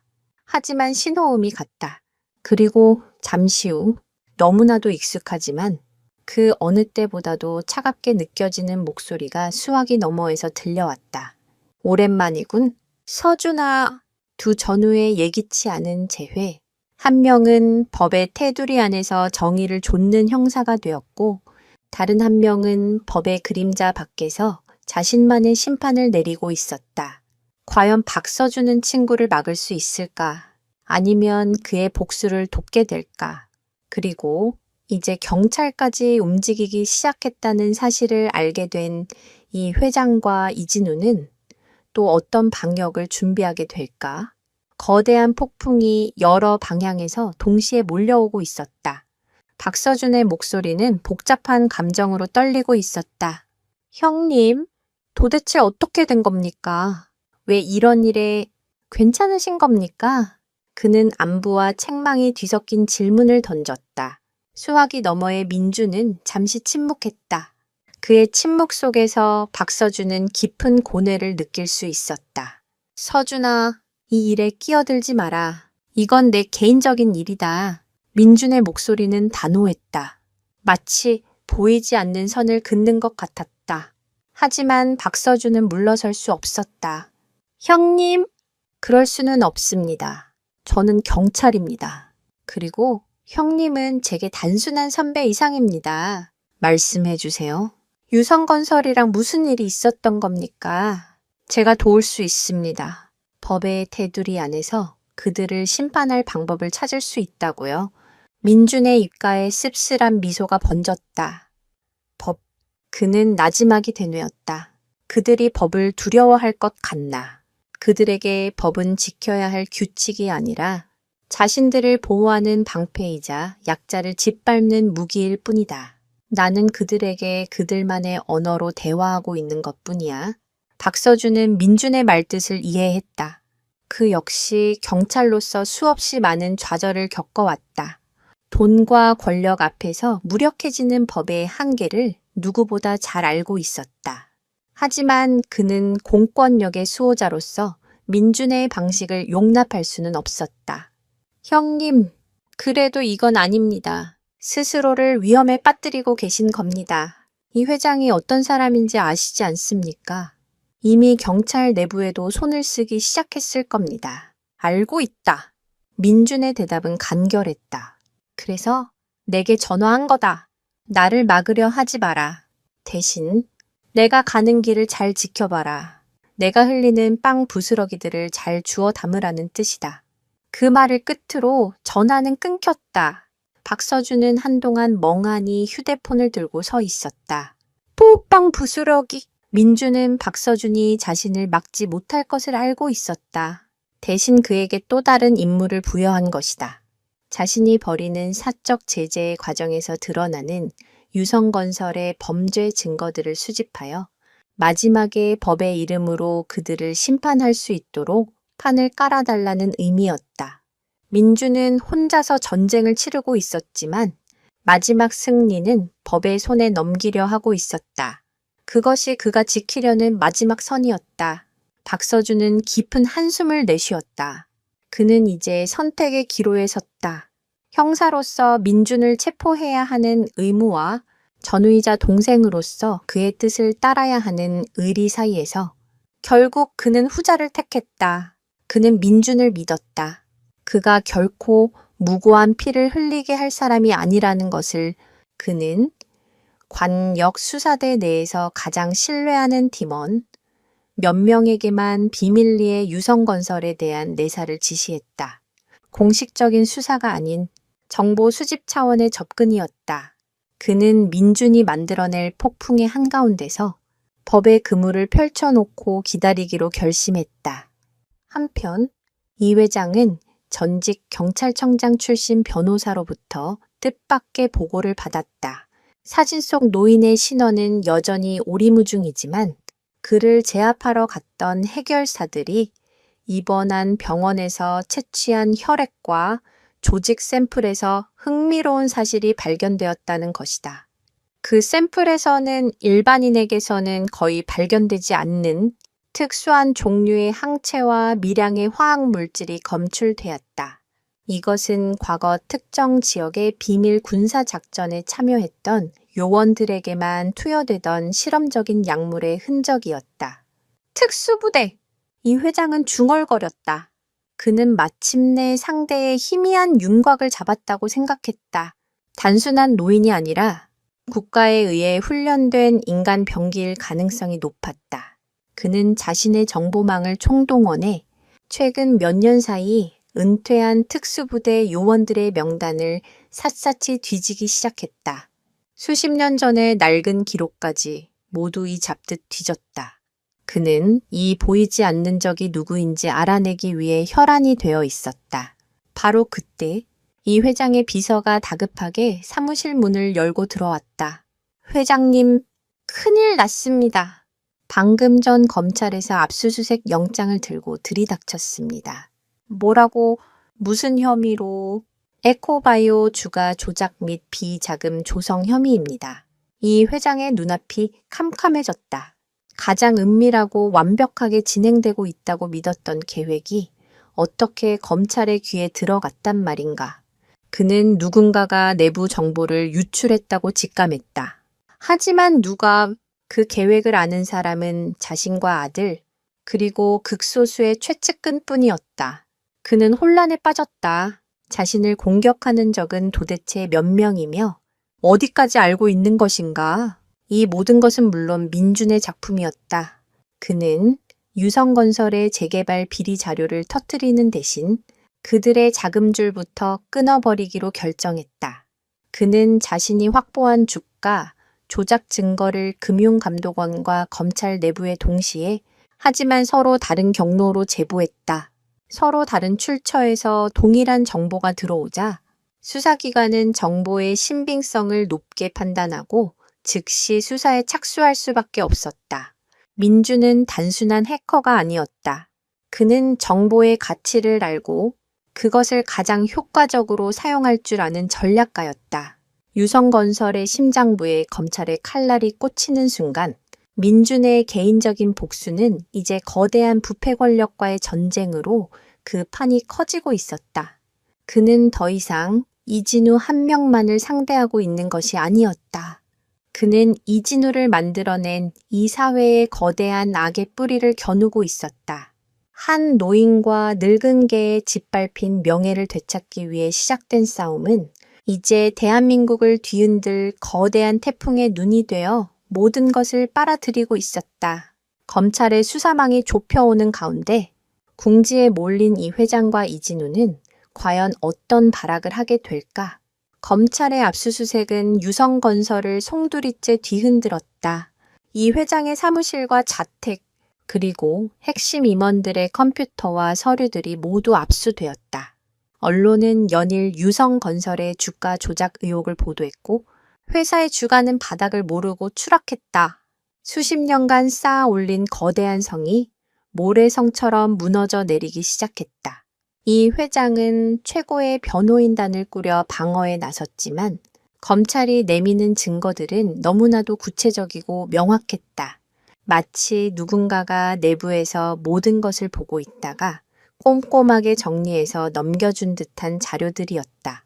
이진우는 공포에 질려 펜트하우스 밖으로 한 발짝도 나가지 못했다.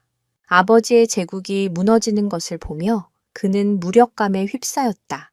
그를 따르던 친구들은 모두 떠났고 그의 곁에는 싸늘한 공기만이 남았다. 그는 마침내 깨달았다. 자신이 가진 돈과 권력은 허상에 불과했다는 것을 보이지 않는 손이 한번 휘젓자 그의 모든 것이 사라져버릴 위기에 처한 것이다.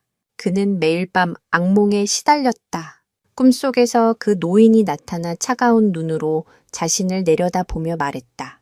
내가 가진 모든 것은 내 것이 아니다. 궁지에 몰린 이 회장은 점점 더 이성을 잃어갔다. 그는 이 모든 것이 그 특수부대 출신 노인의 소행이라고 확신했다. 그는 변호사를 통한 합법적인 대응만으로는 이 위기를 벗어날 수 없다고 판단했다. 그는 결국 넘지 말아야 할 선을 넘기로 결심했다. 그는 자신의 마지막 비상 연락망을 가동했다.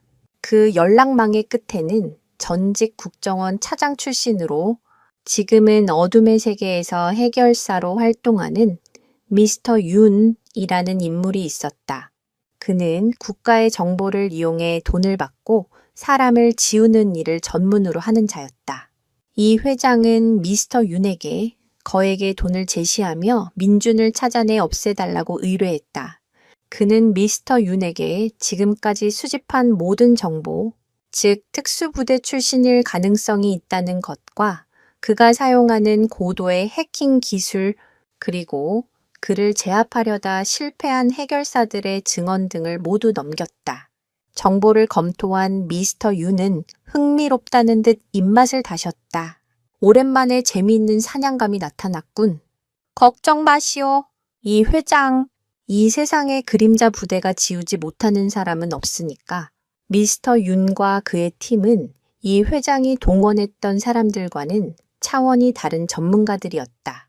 그들은 국정원에서 배운 각종 추적 기술과 감청 장비를 이용해 민준의 흔적을 쫓기 시작했다. 하지만 민준 역시 그들의 움직임을 예의주시하고 있었다. 그는 자신의 주변의 이전과는 다른 매우 전문적이고 조직적인 감시망이 펼쳐지고 있음을 감지했다. 그는 이 회장이 최후의 카드를 꺼내 들었다는 것을 직감했다. 민주는 더 이상 수비적인 자세를 취할 수 없다고 판단했다. 적이 자신의 목숨을 노리고 칼을 뽑아든 이상 자신도 칼로 맞서야 했다. 하지만 그의 칼은 물리적인 것이 아니었다. 그의 칼은 정보였다. 그는 유성건설을 완전히 무너뜨릴 마지막 한 방을 준비하기 시작했다. 그것은 바로 유성건설의 시작과 관련된 이 회장의 가장 추악한 비밀이었다. 민주는 그림자망을 통해 수십 년 전의 낡은 기록들을 파헤쳤다. 유성건설이 지금의 대기업으로 성장하게 된 계기는 1980년대 정부가 주도했던 대규모 신도시 개발 사업을 수주하면서부터였다. 당시 중소건설사에 불과했던 유성건설이 어떻게 쟁쟁한 대기업들을 제치고 사업을 따낼 수 있었는지는 지금까지도 좀 미스터리로 남아 있었다. 민주는 당시 사업 관련자들의 기록을 샅샅이 뒤졌다. 대부분은 이미 사망했거나 연락이 두절된 상태였다. 하지만 그는 포기하지 않았다. 마침내 그는 당시 사업을 담당했던 고위공무원 한 명이 뇌물수수 혐의로 불명예 퇴직한 후 해외로 도피했다는 기록을 찾아냈다. 그리고 그 공무원의 해외 계좌로 유성건설의 비자금이 흘러 들어간 흔적을 발견했다. 하지만 그것만으로는 부족했다. 결정적인 증거, 즉 이 회장이 직접 개입했다는 증거가 필요했다. 민주는 자신의 모든 능력을 총동원했다. 그는 스위스 은행의 보안 시스템을 뚫고 들어가 수십 년간 봉인되어 있던 비밀 계좌의 거래 내역을 확보하는 데 성공했다. 그리고 그 안에서 결정적인 증거를 찾아냈다. 이 회장의 친필 사인이 담긴 송금 요청서. 그것은 유성건설 제국의 주춧돌이 사실은 부패와 비리로 얼룩진 것이었음을 증명하는 명백한 증거였다. 이 사실이 세상에 알려진다면 유성건설은 단순히 주가 조작을 한 부도덕한 기업이 아니라 그 존재 자체가 불법적인 것으로 규정될 것이었다. 회사는 공중분해될 것이고 이 회장은 남은 인생을 감옥에서 보내게 될 터였다. 이제 마지막 퍼즐 조각이 맞춰졌다. 민준의 개인적인 복수는 이제 한 기업의 근간을 뒤흔드는 거악의 뿌리를 파헤치는 작업으로 진화했다. 그는 더 이상 이진우의 오만함에 대한 대가를 묻는 것이 아니었다. 그는 이진우와 같은 괴물을 만들어낸 이 사회의 부조리한 시스템 자체의 심판의 칼날을 겨누고 있었다. 한편 미스터 윤의 팀은 마침내 민준의 신원을 특정하는 데 성공했다. 그들은 군 내부의 정보원을 통해 은퇴한 특수부대원 명단과 사진을 대조하여 사진 속 노인이 바로 전설적인 요원 해치 김민준이라는 사실을 알아냈다. 미스터 유는 그 이름을 듣고 잠시 표정이 굳었다. 그 역시 현역 시절 해치의 명성을 익히 들어 알고 있었다. 결코 만만하게 볼 상대가 아니었다. 그는 팀원들에게 총력을 다해 민준을 제거하라고 명령했다. 이제 두 개의 그림자 부대가 도시의 어둠 속에서 서로의 목숨을 건 마지막 싸움을 시작하려 하고 있었다. 과연 누가 먼저 상대의 심장에 칼을 꽂게 될 것인가? 미스터 윤의 팀이 자신의 신원을 특정했다는 사실을 민주는 거의 실시간으로 파악하고 있었다. 그는 군 내부 네트워크에 심어놓은 감시 프로그램을 통해 누군가가 자신의 기록을 열람했다는 경고를 받았다. 이제 적들은 자신의 이름과 과거를 알게 되었다. 이것은 상황이 더욱 위험해졌다는 것을 의미했지만 동시에 민준에게는 새로운 기회이기도 했다. 그는 적들이 자신을 찾아오게 만들기로 결심했다.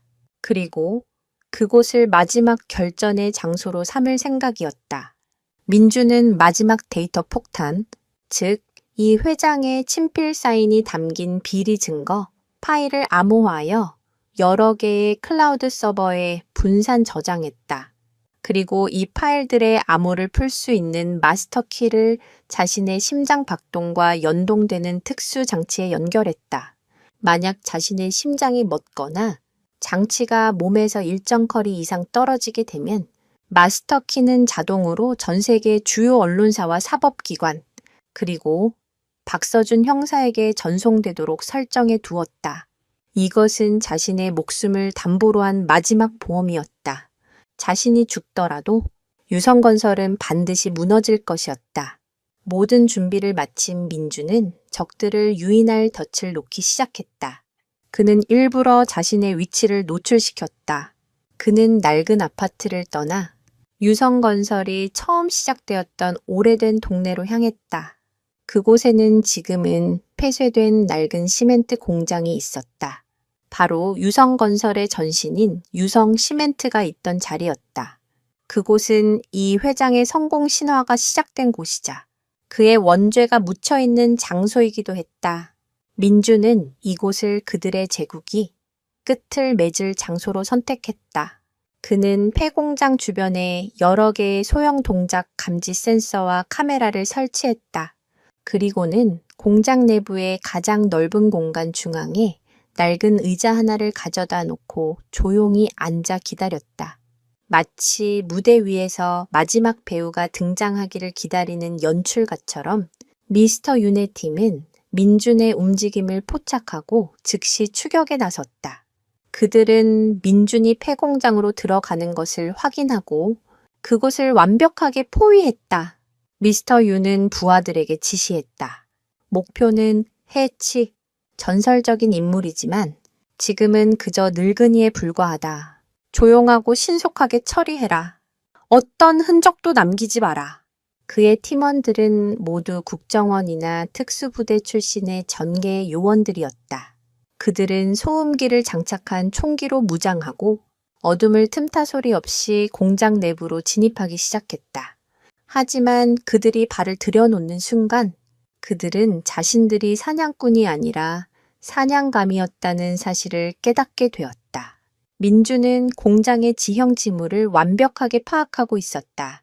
그는 어둠과 소음, 그리고 낡은 기계 설비들을 이용해 자신만의 사냥터를 만들어 놓았다. 진입하던 요원 한 명이 바닥에 설치된 인계철선을 건드리는 순간 천장에 매달려 있던 쇠 파이프 더미가 그의 위로 쏟아져 내렸다.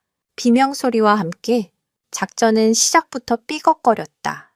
젠장, 덫이다. 모두 흩어져서 수색해. 미스터 윤의 다급한 목소리가 무정의를 통해 울려 퍼졌다. 하지만 이미 늦었다. 어둠 속에서 민준의 그림자가 유령처럼 움직이기 시작했다. 그는 총을 사용하지 않았다. 그의 손에 들린 것은 낡은 소의 파이프 한, 자루와 강철 와이어뿐이었다.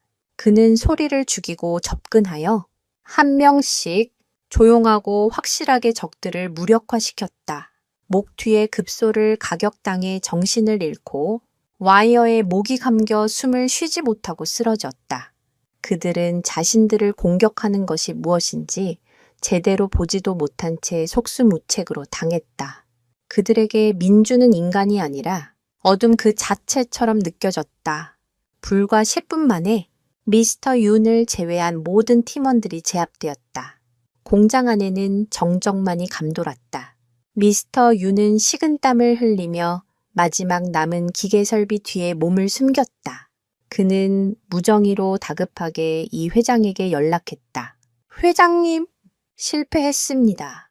상대는 괴물입니다. 이건 우리가 감당할 수 있는 수준이 아닙니다. 바로 그때 그의 등 뒤에서 차가운 목소리가 들렸다. 이제야 알았나? 미스터 윤이 경악하며 뒤를 돌아보았다. 민준이 바로 그의 뒤에 서 있었다. 그의 눈은 어둠 속에서도 형형하게 빛나고 있었다. 미스터 윤은 반사적으로 총을 겨누었지만 민준의 손이 더 빨랐다. 민준은 총구를 옆으로 쳐내며 그의 손목을 꺾었다.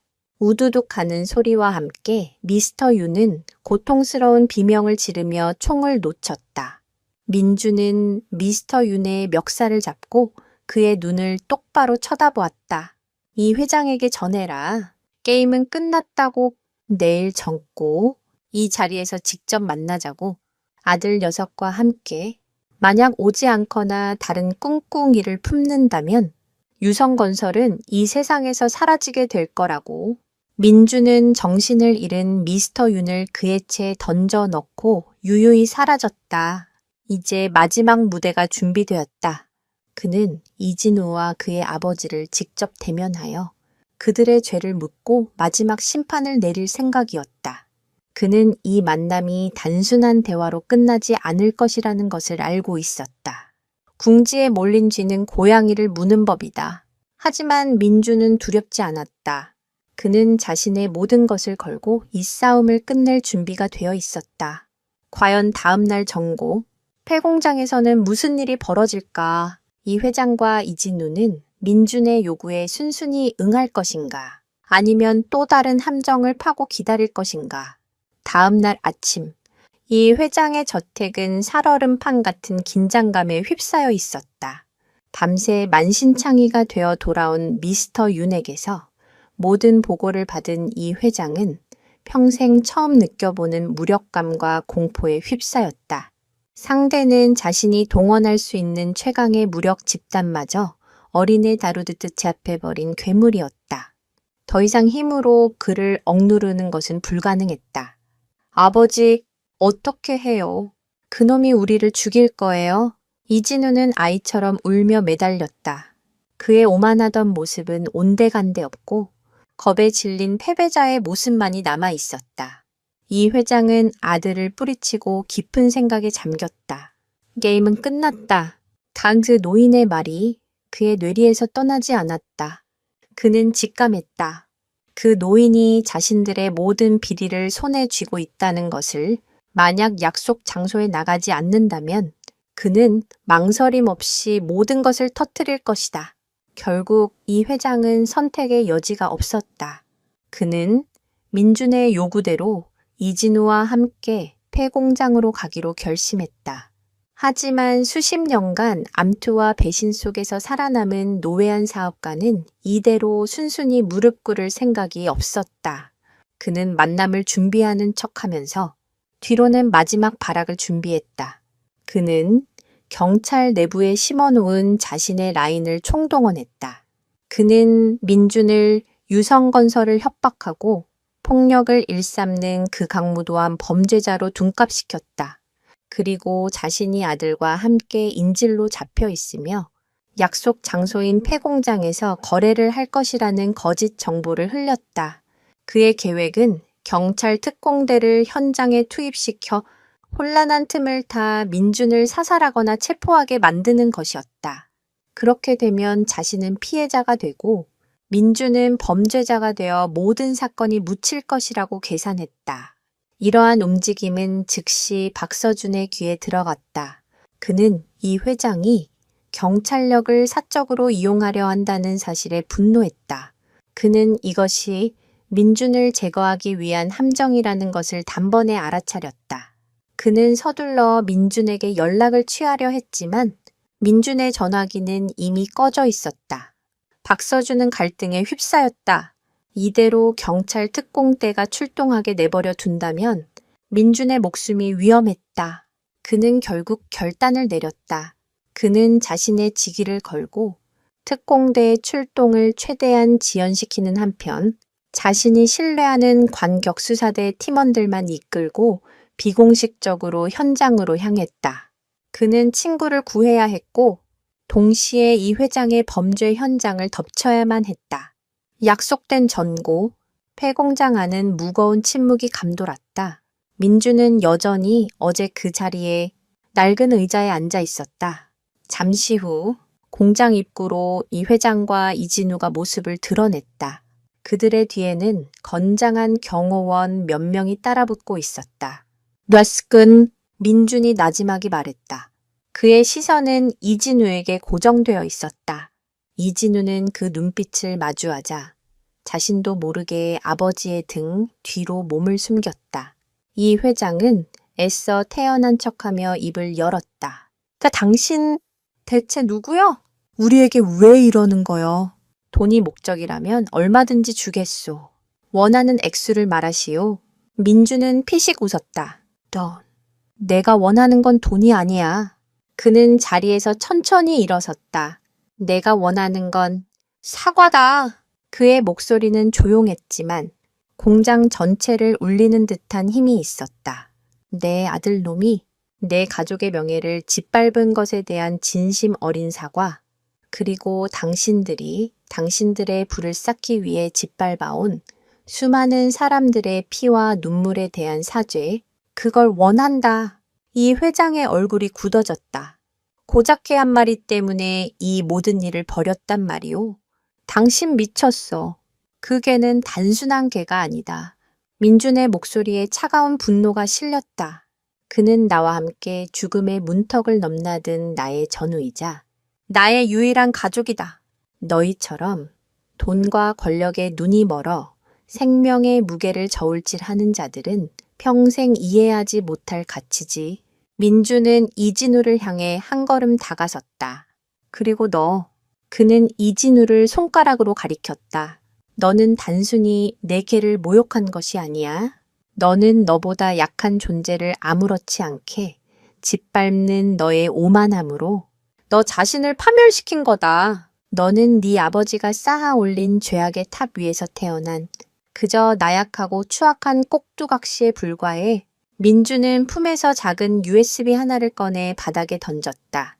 그 안에는 당신들이 어떻게 유성건설을 일으켰는지 그 추악한 역사가 고스란히 담겨 있다. 당신이 정부 고위 관료에게 뇌물을 먹이고 경쟁사들을 협박하여 따낸 신도시 개발 사업, 그 첫 삽을 뜬 곳이 바로 여기, 이 자리지. 당신의 성공 신화는 사실 부패와 비리의 늪에서 시작된 거야. 이 회장의 얼굴이 새하얗게 질렸다. 그가 수십 년간 묻어두었던 비밀을 이 노인이 모두 알고 있었다. 그는 더 이상 대화가 무의미하다는 것을 깨달았다. 그는 시간을 벌기 위해 민준에게 말을 걸면서 몰래 등 뒤로 손을 움직여 경호원들에게 신호를 보냈다. 이 부하? 이제 그만하시지? 당신이 이긴 것 같소. 원하는 대로 하겠소. 하지만 민주는 그의 속임수를 이미 꿰뚫어 보고 있었다. 아니, 아직 끝나지 않았다. 심판은 이제부터 시작이니까. 민준의 말이 끝나기가 무섭게 그의 주머니에서 작은 진동이 울렸다. 그의 휴대폰 화면에 박서준의 이름으로 짧은 메시지가 떠 있었다. 형님, 경찰 특공대가 5분 뒤 현장에 도착합니다. 이 회장의 함정입니다. 동시에 공장 밖에서 희미하게 여러 대의 차량이 접근하는 소리가 들리기 시작했다. 모든 것이 일촉즉발의 상황으로 치닫고 있었다. 과연 민주는 이 위기를 어떻게 벗어날 것인가? 그리고 이 추악한 부자부찌의 운명은 어떻게 될 것인가? 함정이라. 민주는 나지막이 읊조리며 이 회장을 바라보았다. 그의 눈빛은 경멸로 가득 차 있었다. 마지막 순간까지 비겁하기 짝이 없군. 이 회장은 민준이 자신의 계획을 눈치챘다는 사실에 당황했지만 이내 표정을 감추고 시간을 끌기 시작했다. 무슨 소린지 모르겠군. 나는 약속대로 대화하러 왔을 뿐이오. 이제 그만 이 지긋지긋한 노름을 끝냅시다. 그는 경찰 특공대가 도착하기만 하면 모든 상황이 역전될 것이라고 믿었다. 하지만 민주는 그에게 더 이상 기회를 줄 생각이 없었다. 그는 자신의 휴대폰을 꺼내 무언가를 조작했다. 그리고 다음 순간 공장 한쪽 구석에 미리 설치해둔 대형 스크린이 환하게 켜졌다. 스크린에 나타난 것은 뉴스 속보 화면이었다. 앵커의 다급한 목소리가 공장 안에 울려 퍼졌다. 속보입니다. 조금 전 검찰이 유성건설 이 모 회장의 수십 년 전 정관계 로비 의혹과 관련된 결정적 증거를 확보했다고 발표했습니다. 검찰은 이 회장이 신도시 개발 사업권을 따내는 과정에서 거액의 뇌물을 공여한 혐의로 금일 중으로 이 회장에 대한 사전 구속영장을 청구할 방침이라고 밝혔습니다. 또한 해당 증거는 신원을 알 수 없는 내부 고발자에 의해 제보된 것으로 알려졌습니다. 이 회장의 얼굴에서 핏기가 사라졌다. 그는 믿을 수 없다는 듯 스크린과 민준을 번갈아 쳐다보았다. 아이, 이게 어떻게... 민준이 차갑게 말했다. 내가 말했지. 심판은 이제 시작이라고.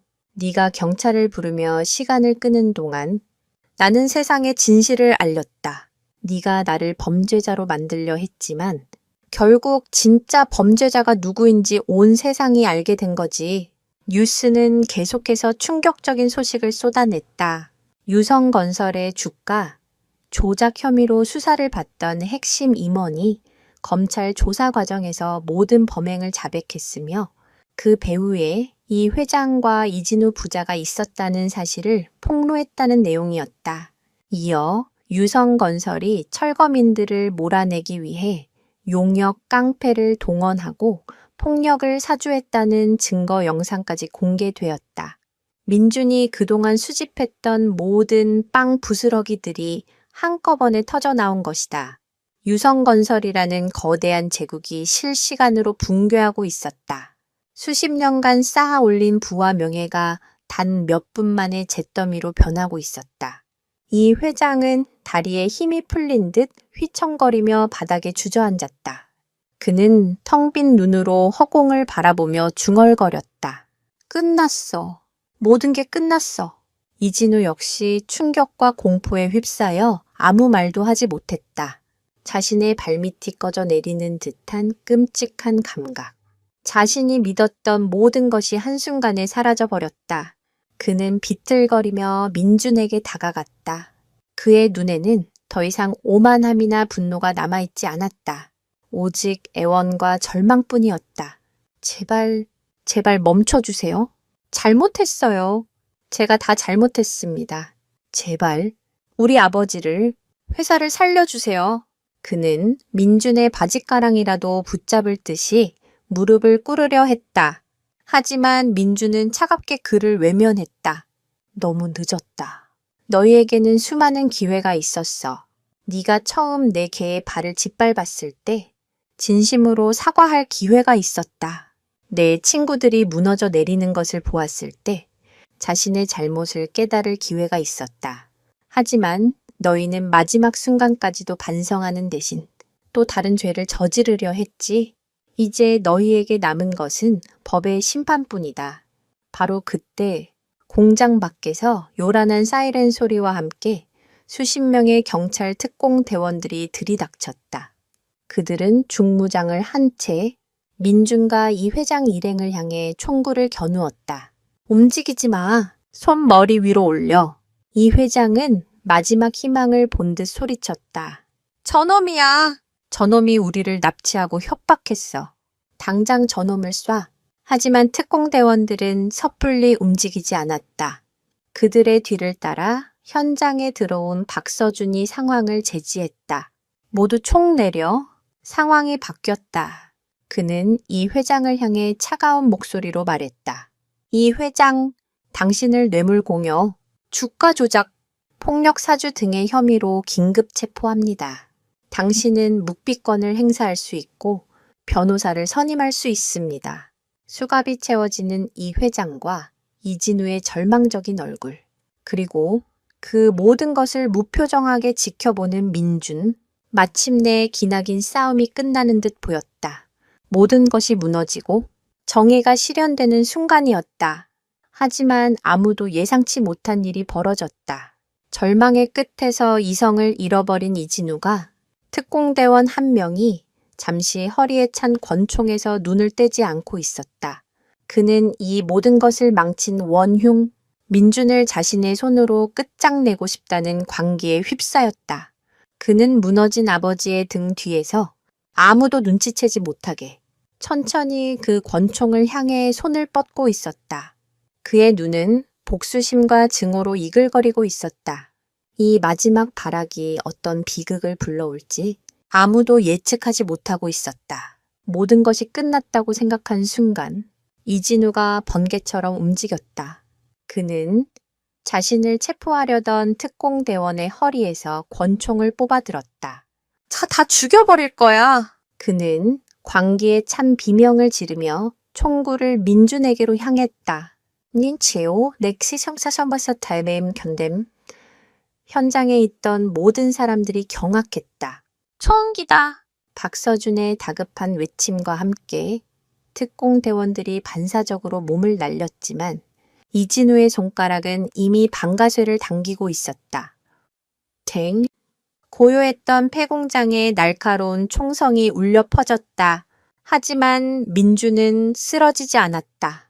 총알이 발사되기 직전 민준의 곁에 그림자처럼 다가온 박서준이 그를 밀쳐냈기 때문이다. 대신 총알은 박서준의 어깨를 스치고 지나갔다. 박서준은 고통스러운 신음을 흘리며 바닥에 쓰러졌다. 서준아! 민준의 입에서 절규에 가까운 외침이 터져나왔다. 자신 때문에 유일하게 믿었던 후배이자 동생 같은 존재가 피를 흘리는 모습에 그의 이성이 끊어졌다. 그는 더 이상 해치도 은퇴한 요원도 아니었다. 그는 단지 자신의 소중한 사람을 잃을지도 모른다는 공포에 휩싸인 한 명의 인간이었다. 이진우는 첫발이 빗나가자 다시 한번 민준을 향해 총구를 겨누었다. 하지만 이번에는 민준이 먼저 움직였다. 그는 쓰러진 박서준을 확인하려는 듯 몸을 숙이는 척하다가 용수철처럼 튀어오르며 이진우를 향해 돌진했다. 그의 움직임은 더 이상 은밀하거나 효율적이지 않았다. 그 안에는 오직 순수한 분노만이 담겨 있었다. 특공대원들이 이진우를 제압하기 위해 달려들었지만 민준이 더 빨랐다. 그는 이진우의 총을 든 팔을 쳐 올렸다. 땅! 두 번째 총알은 공장 천장을 향해 날아갔다. 이어서 민준의 주먹이 이진우의 얼굴에 정확히 꽂혔다. 피역! 년산쳤다 냄댐댐 허냉댐 꽃을 하는 둔탁한 소리와 함께 이진우는 그대로 바닥에 나동그라졌다. 민준은 쓰러진 이진우의 위에 올라타 이성을 잃고 주먹을 휘둘렀다. 이런 놈 때문에, 내 놈 같은 버러지 때문에 그는 울부짖으며 주먹을 내리쳤다. 특공대원들이 달려들어 그를 뜯어말렸지만 분노에 휩싸인 그의 힘을 당해낼 수 없었다.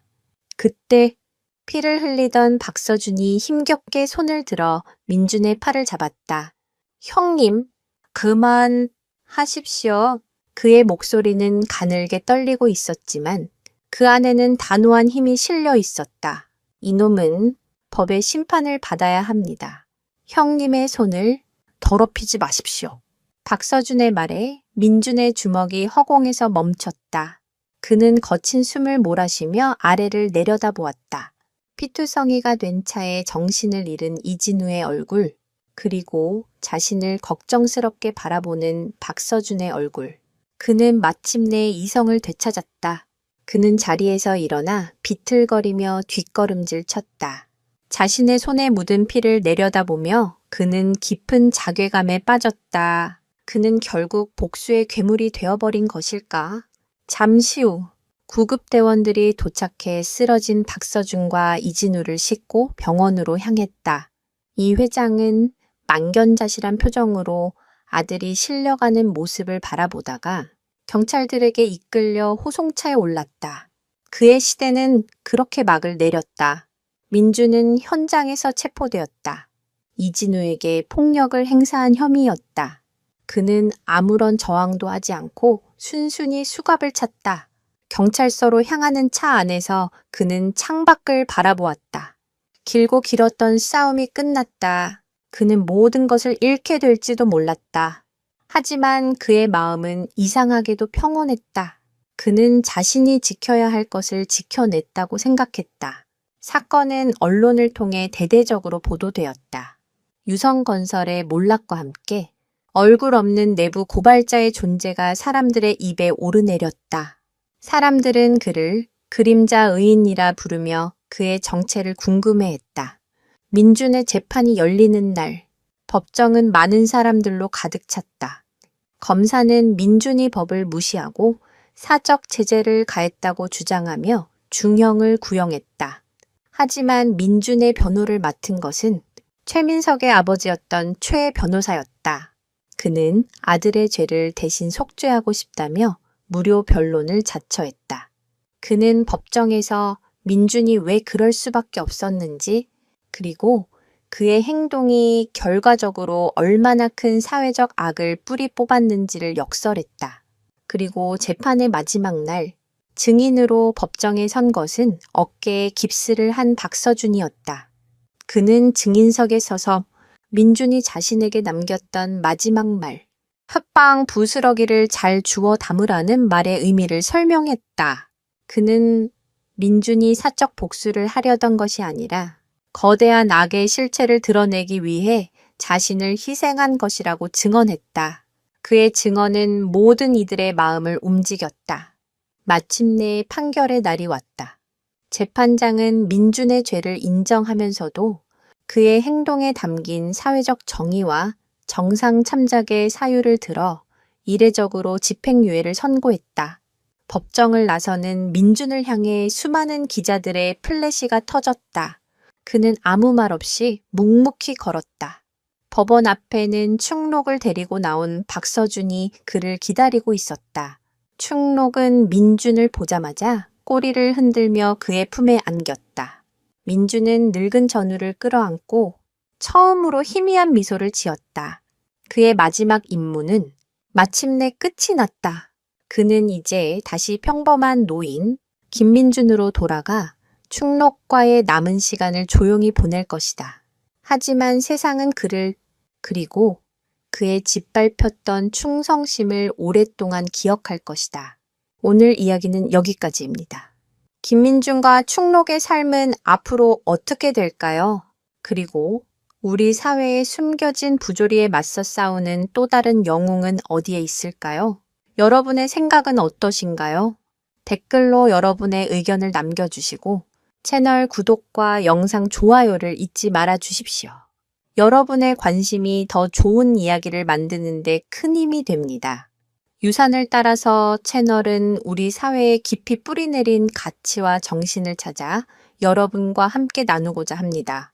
다음 이야기에서는 더욱 흥미롭고 감동적인 주제로 여러분을 찾아뵙겠습니다.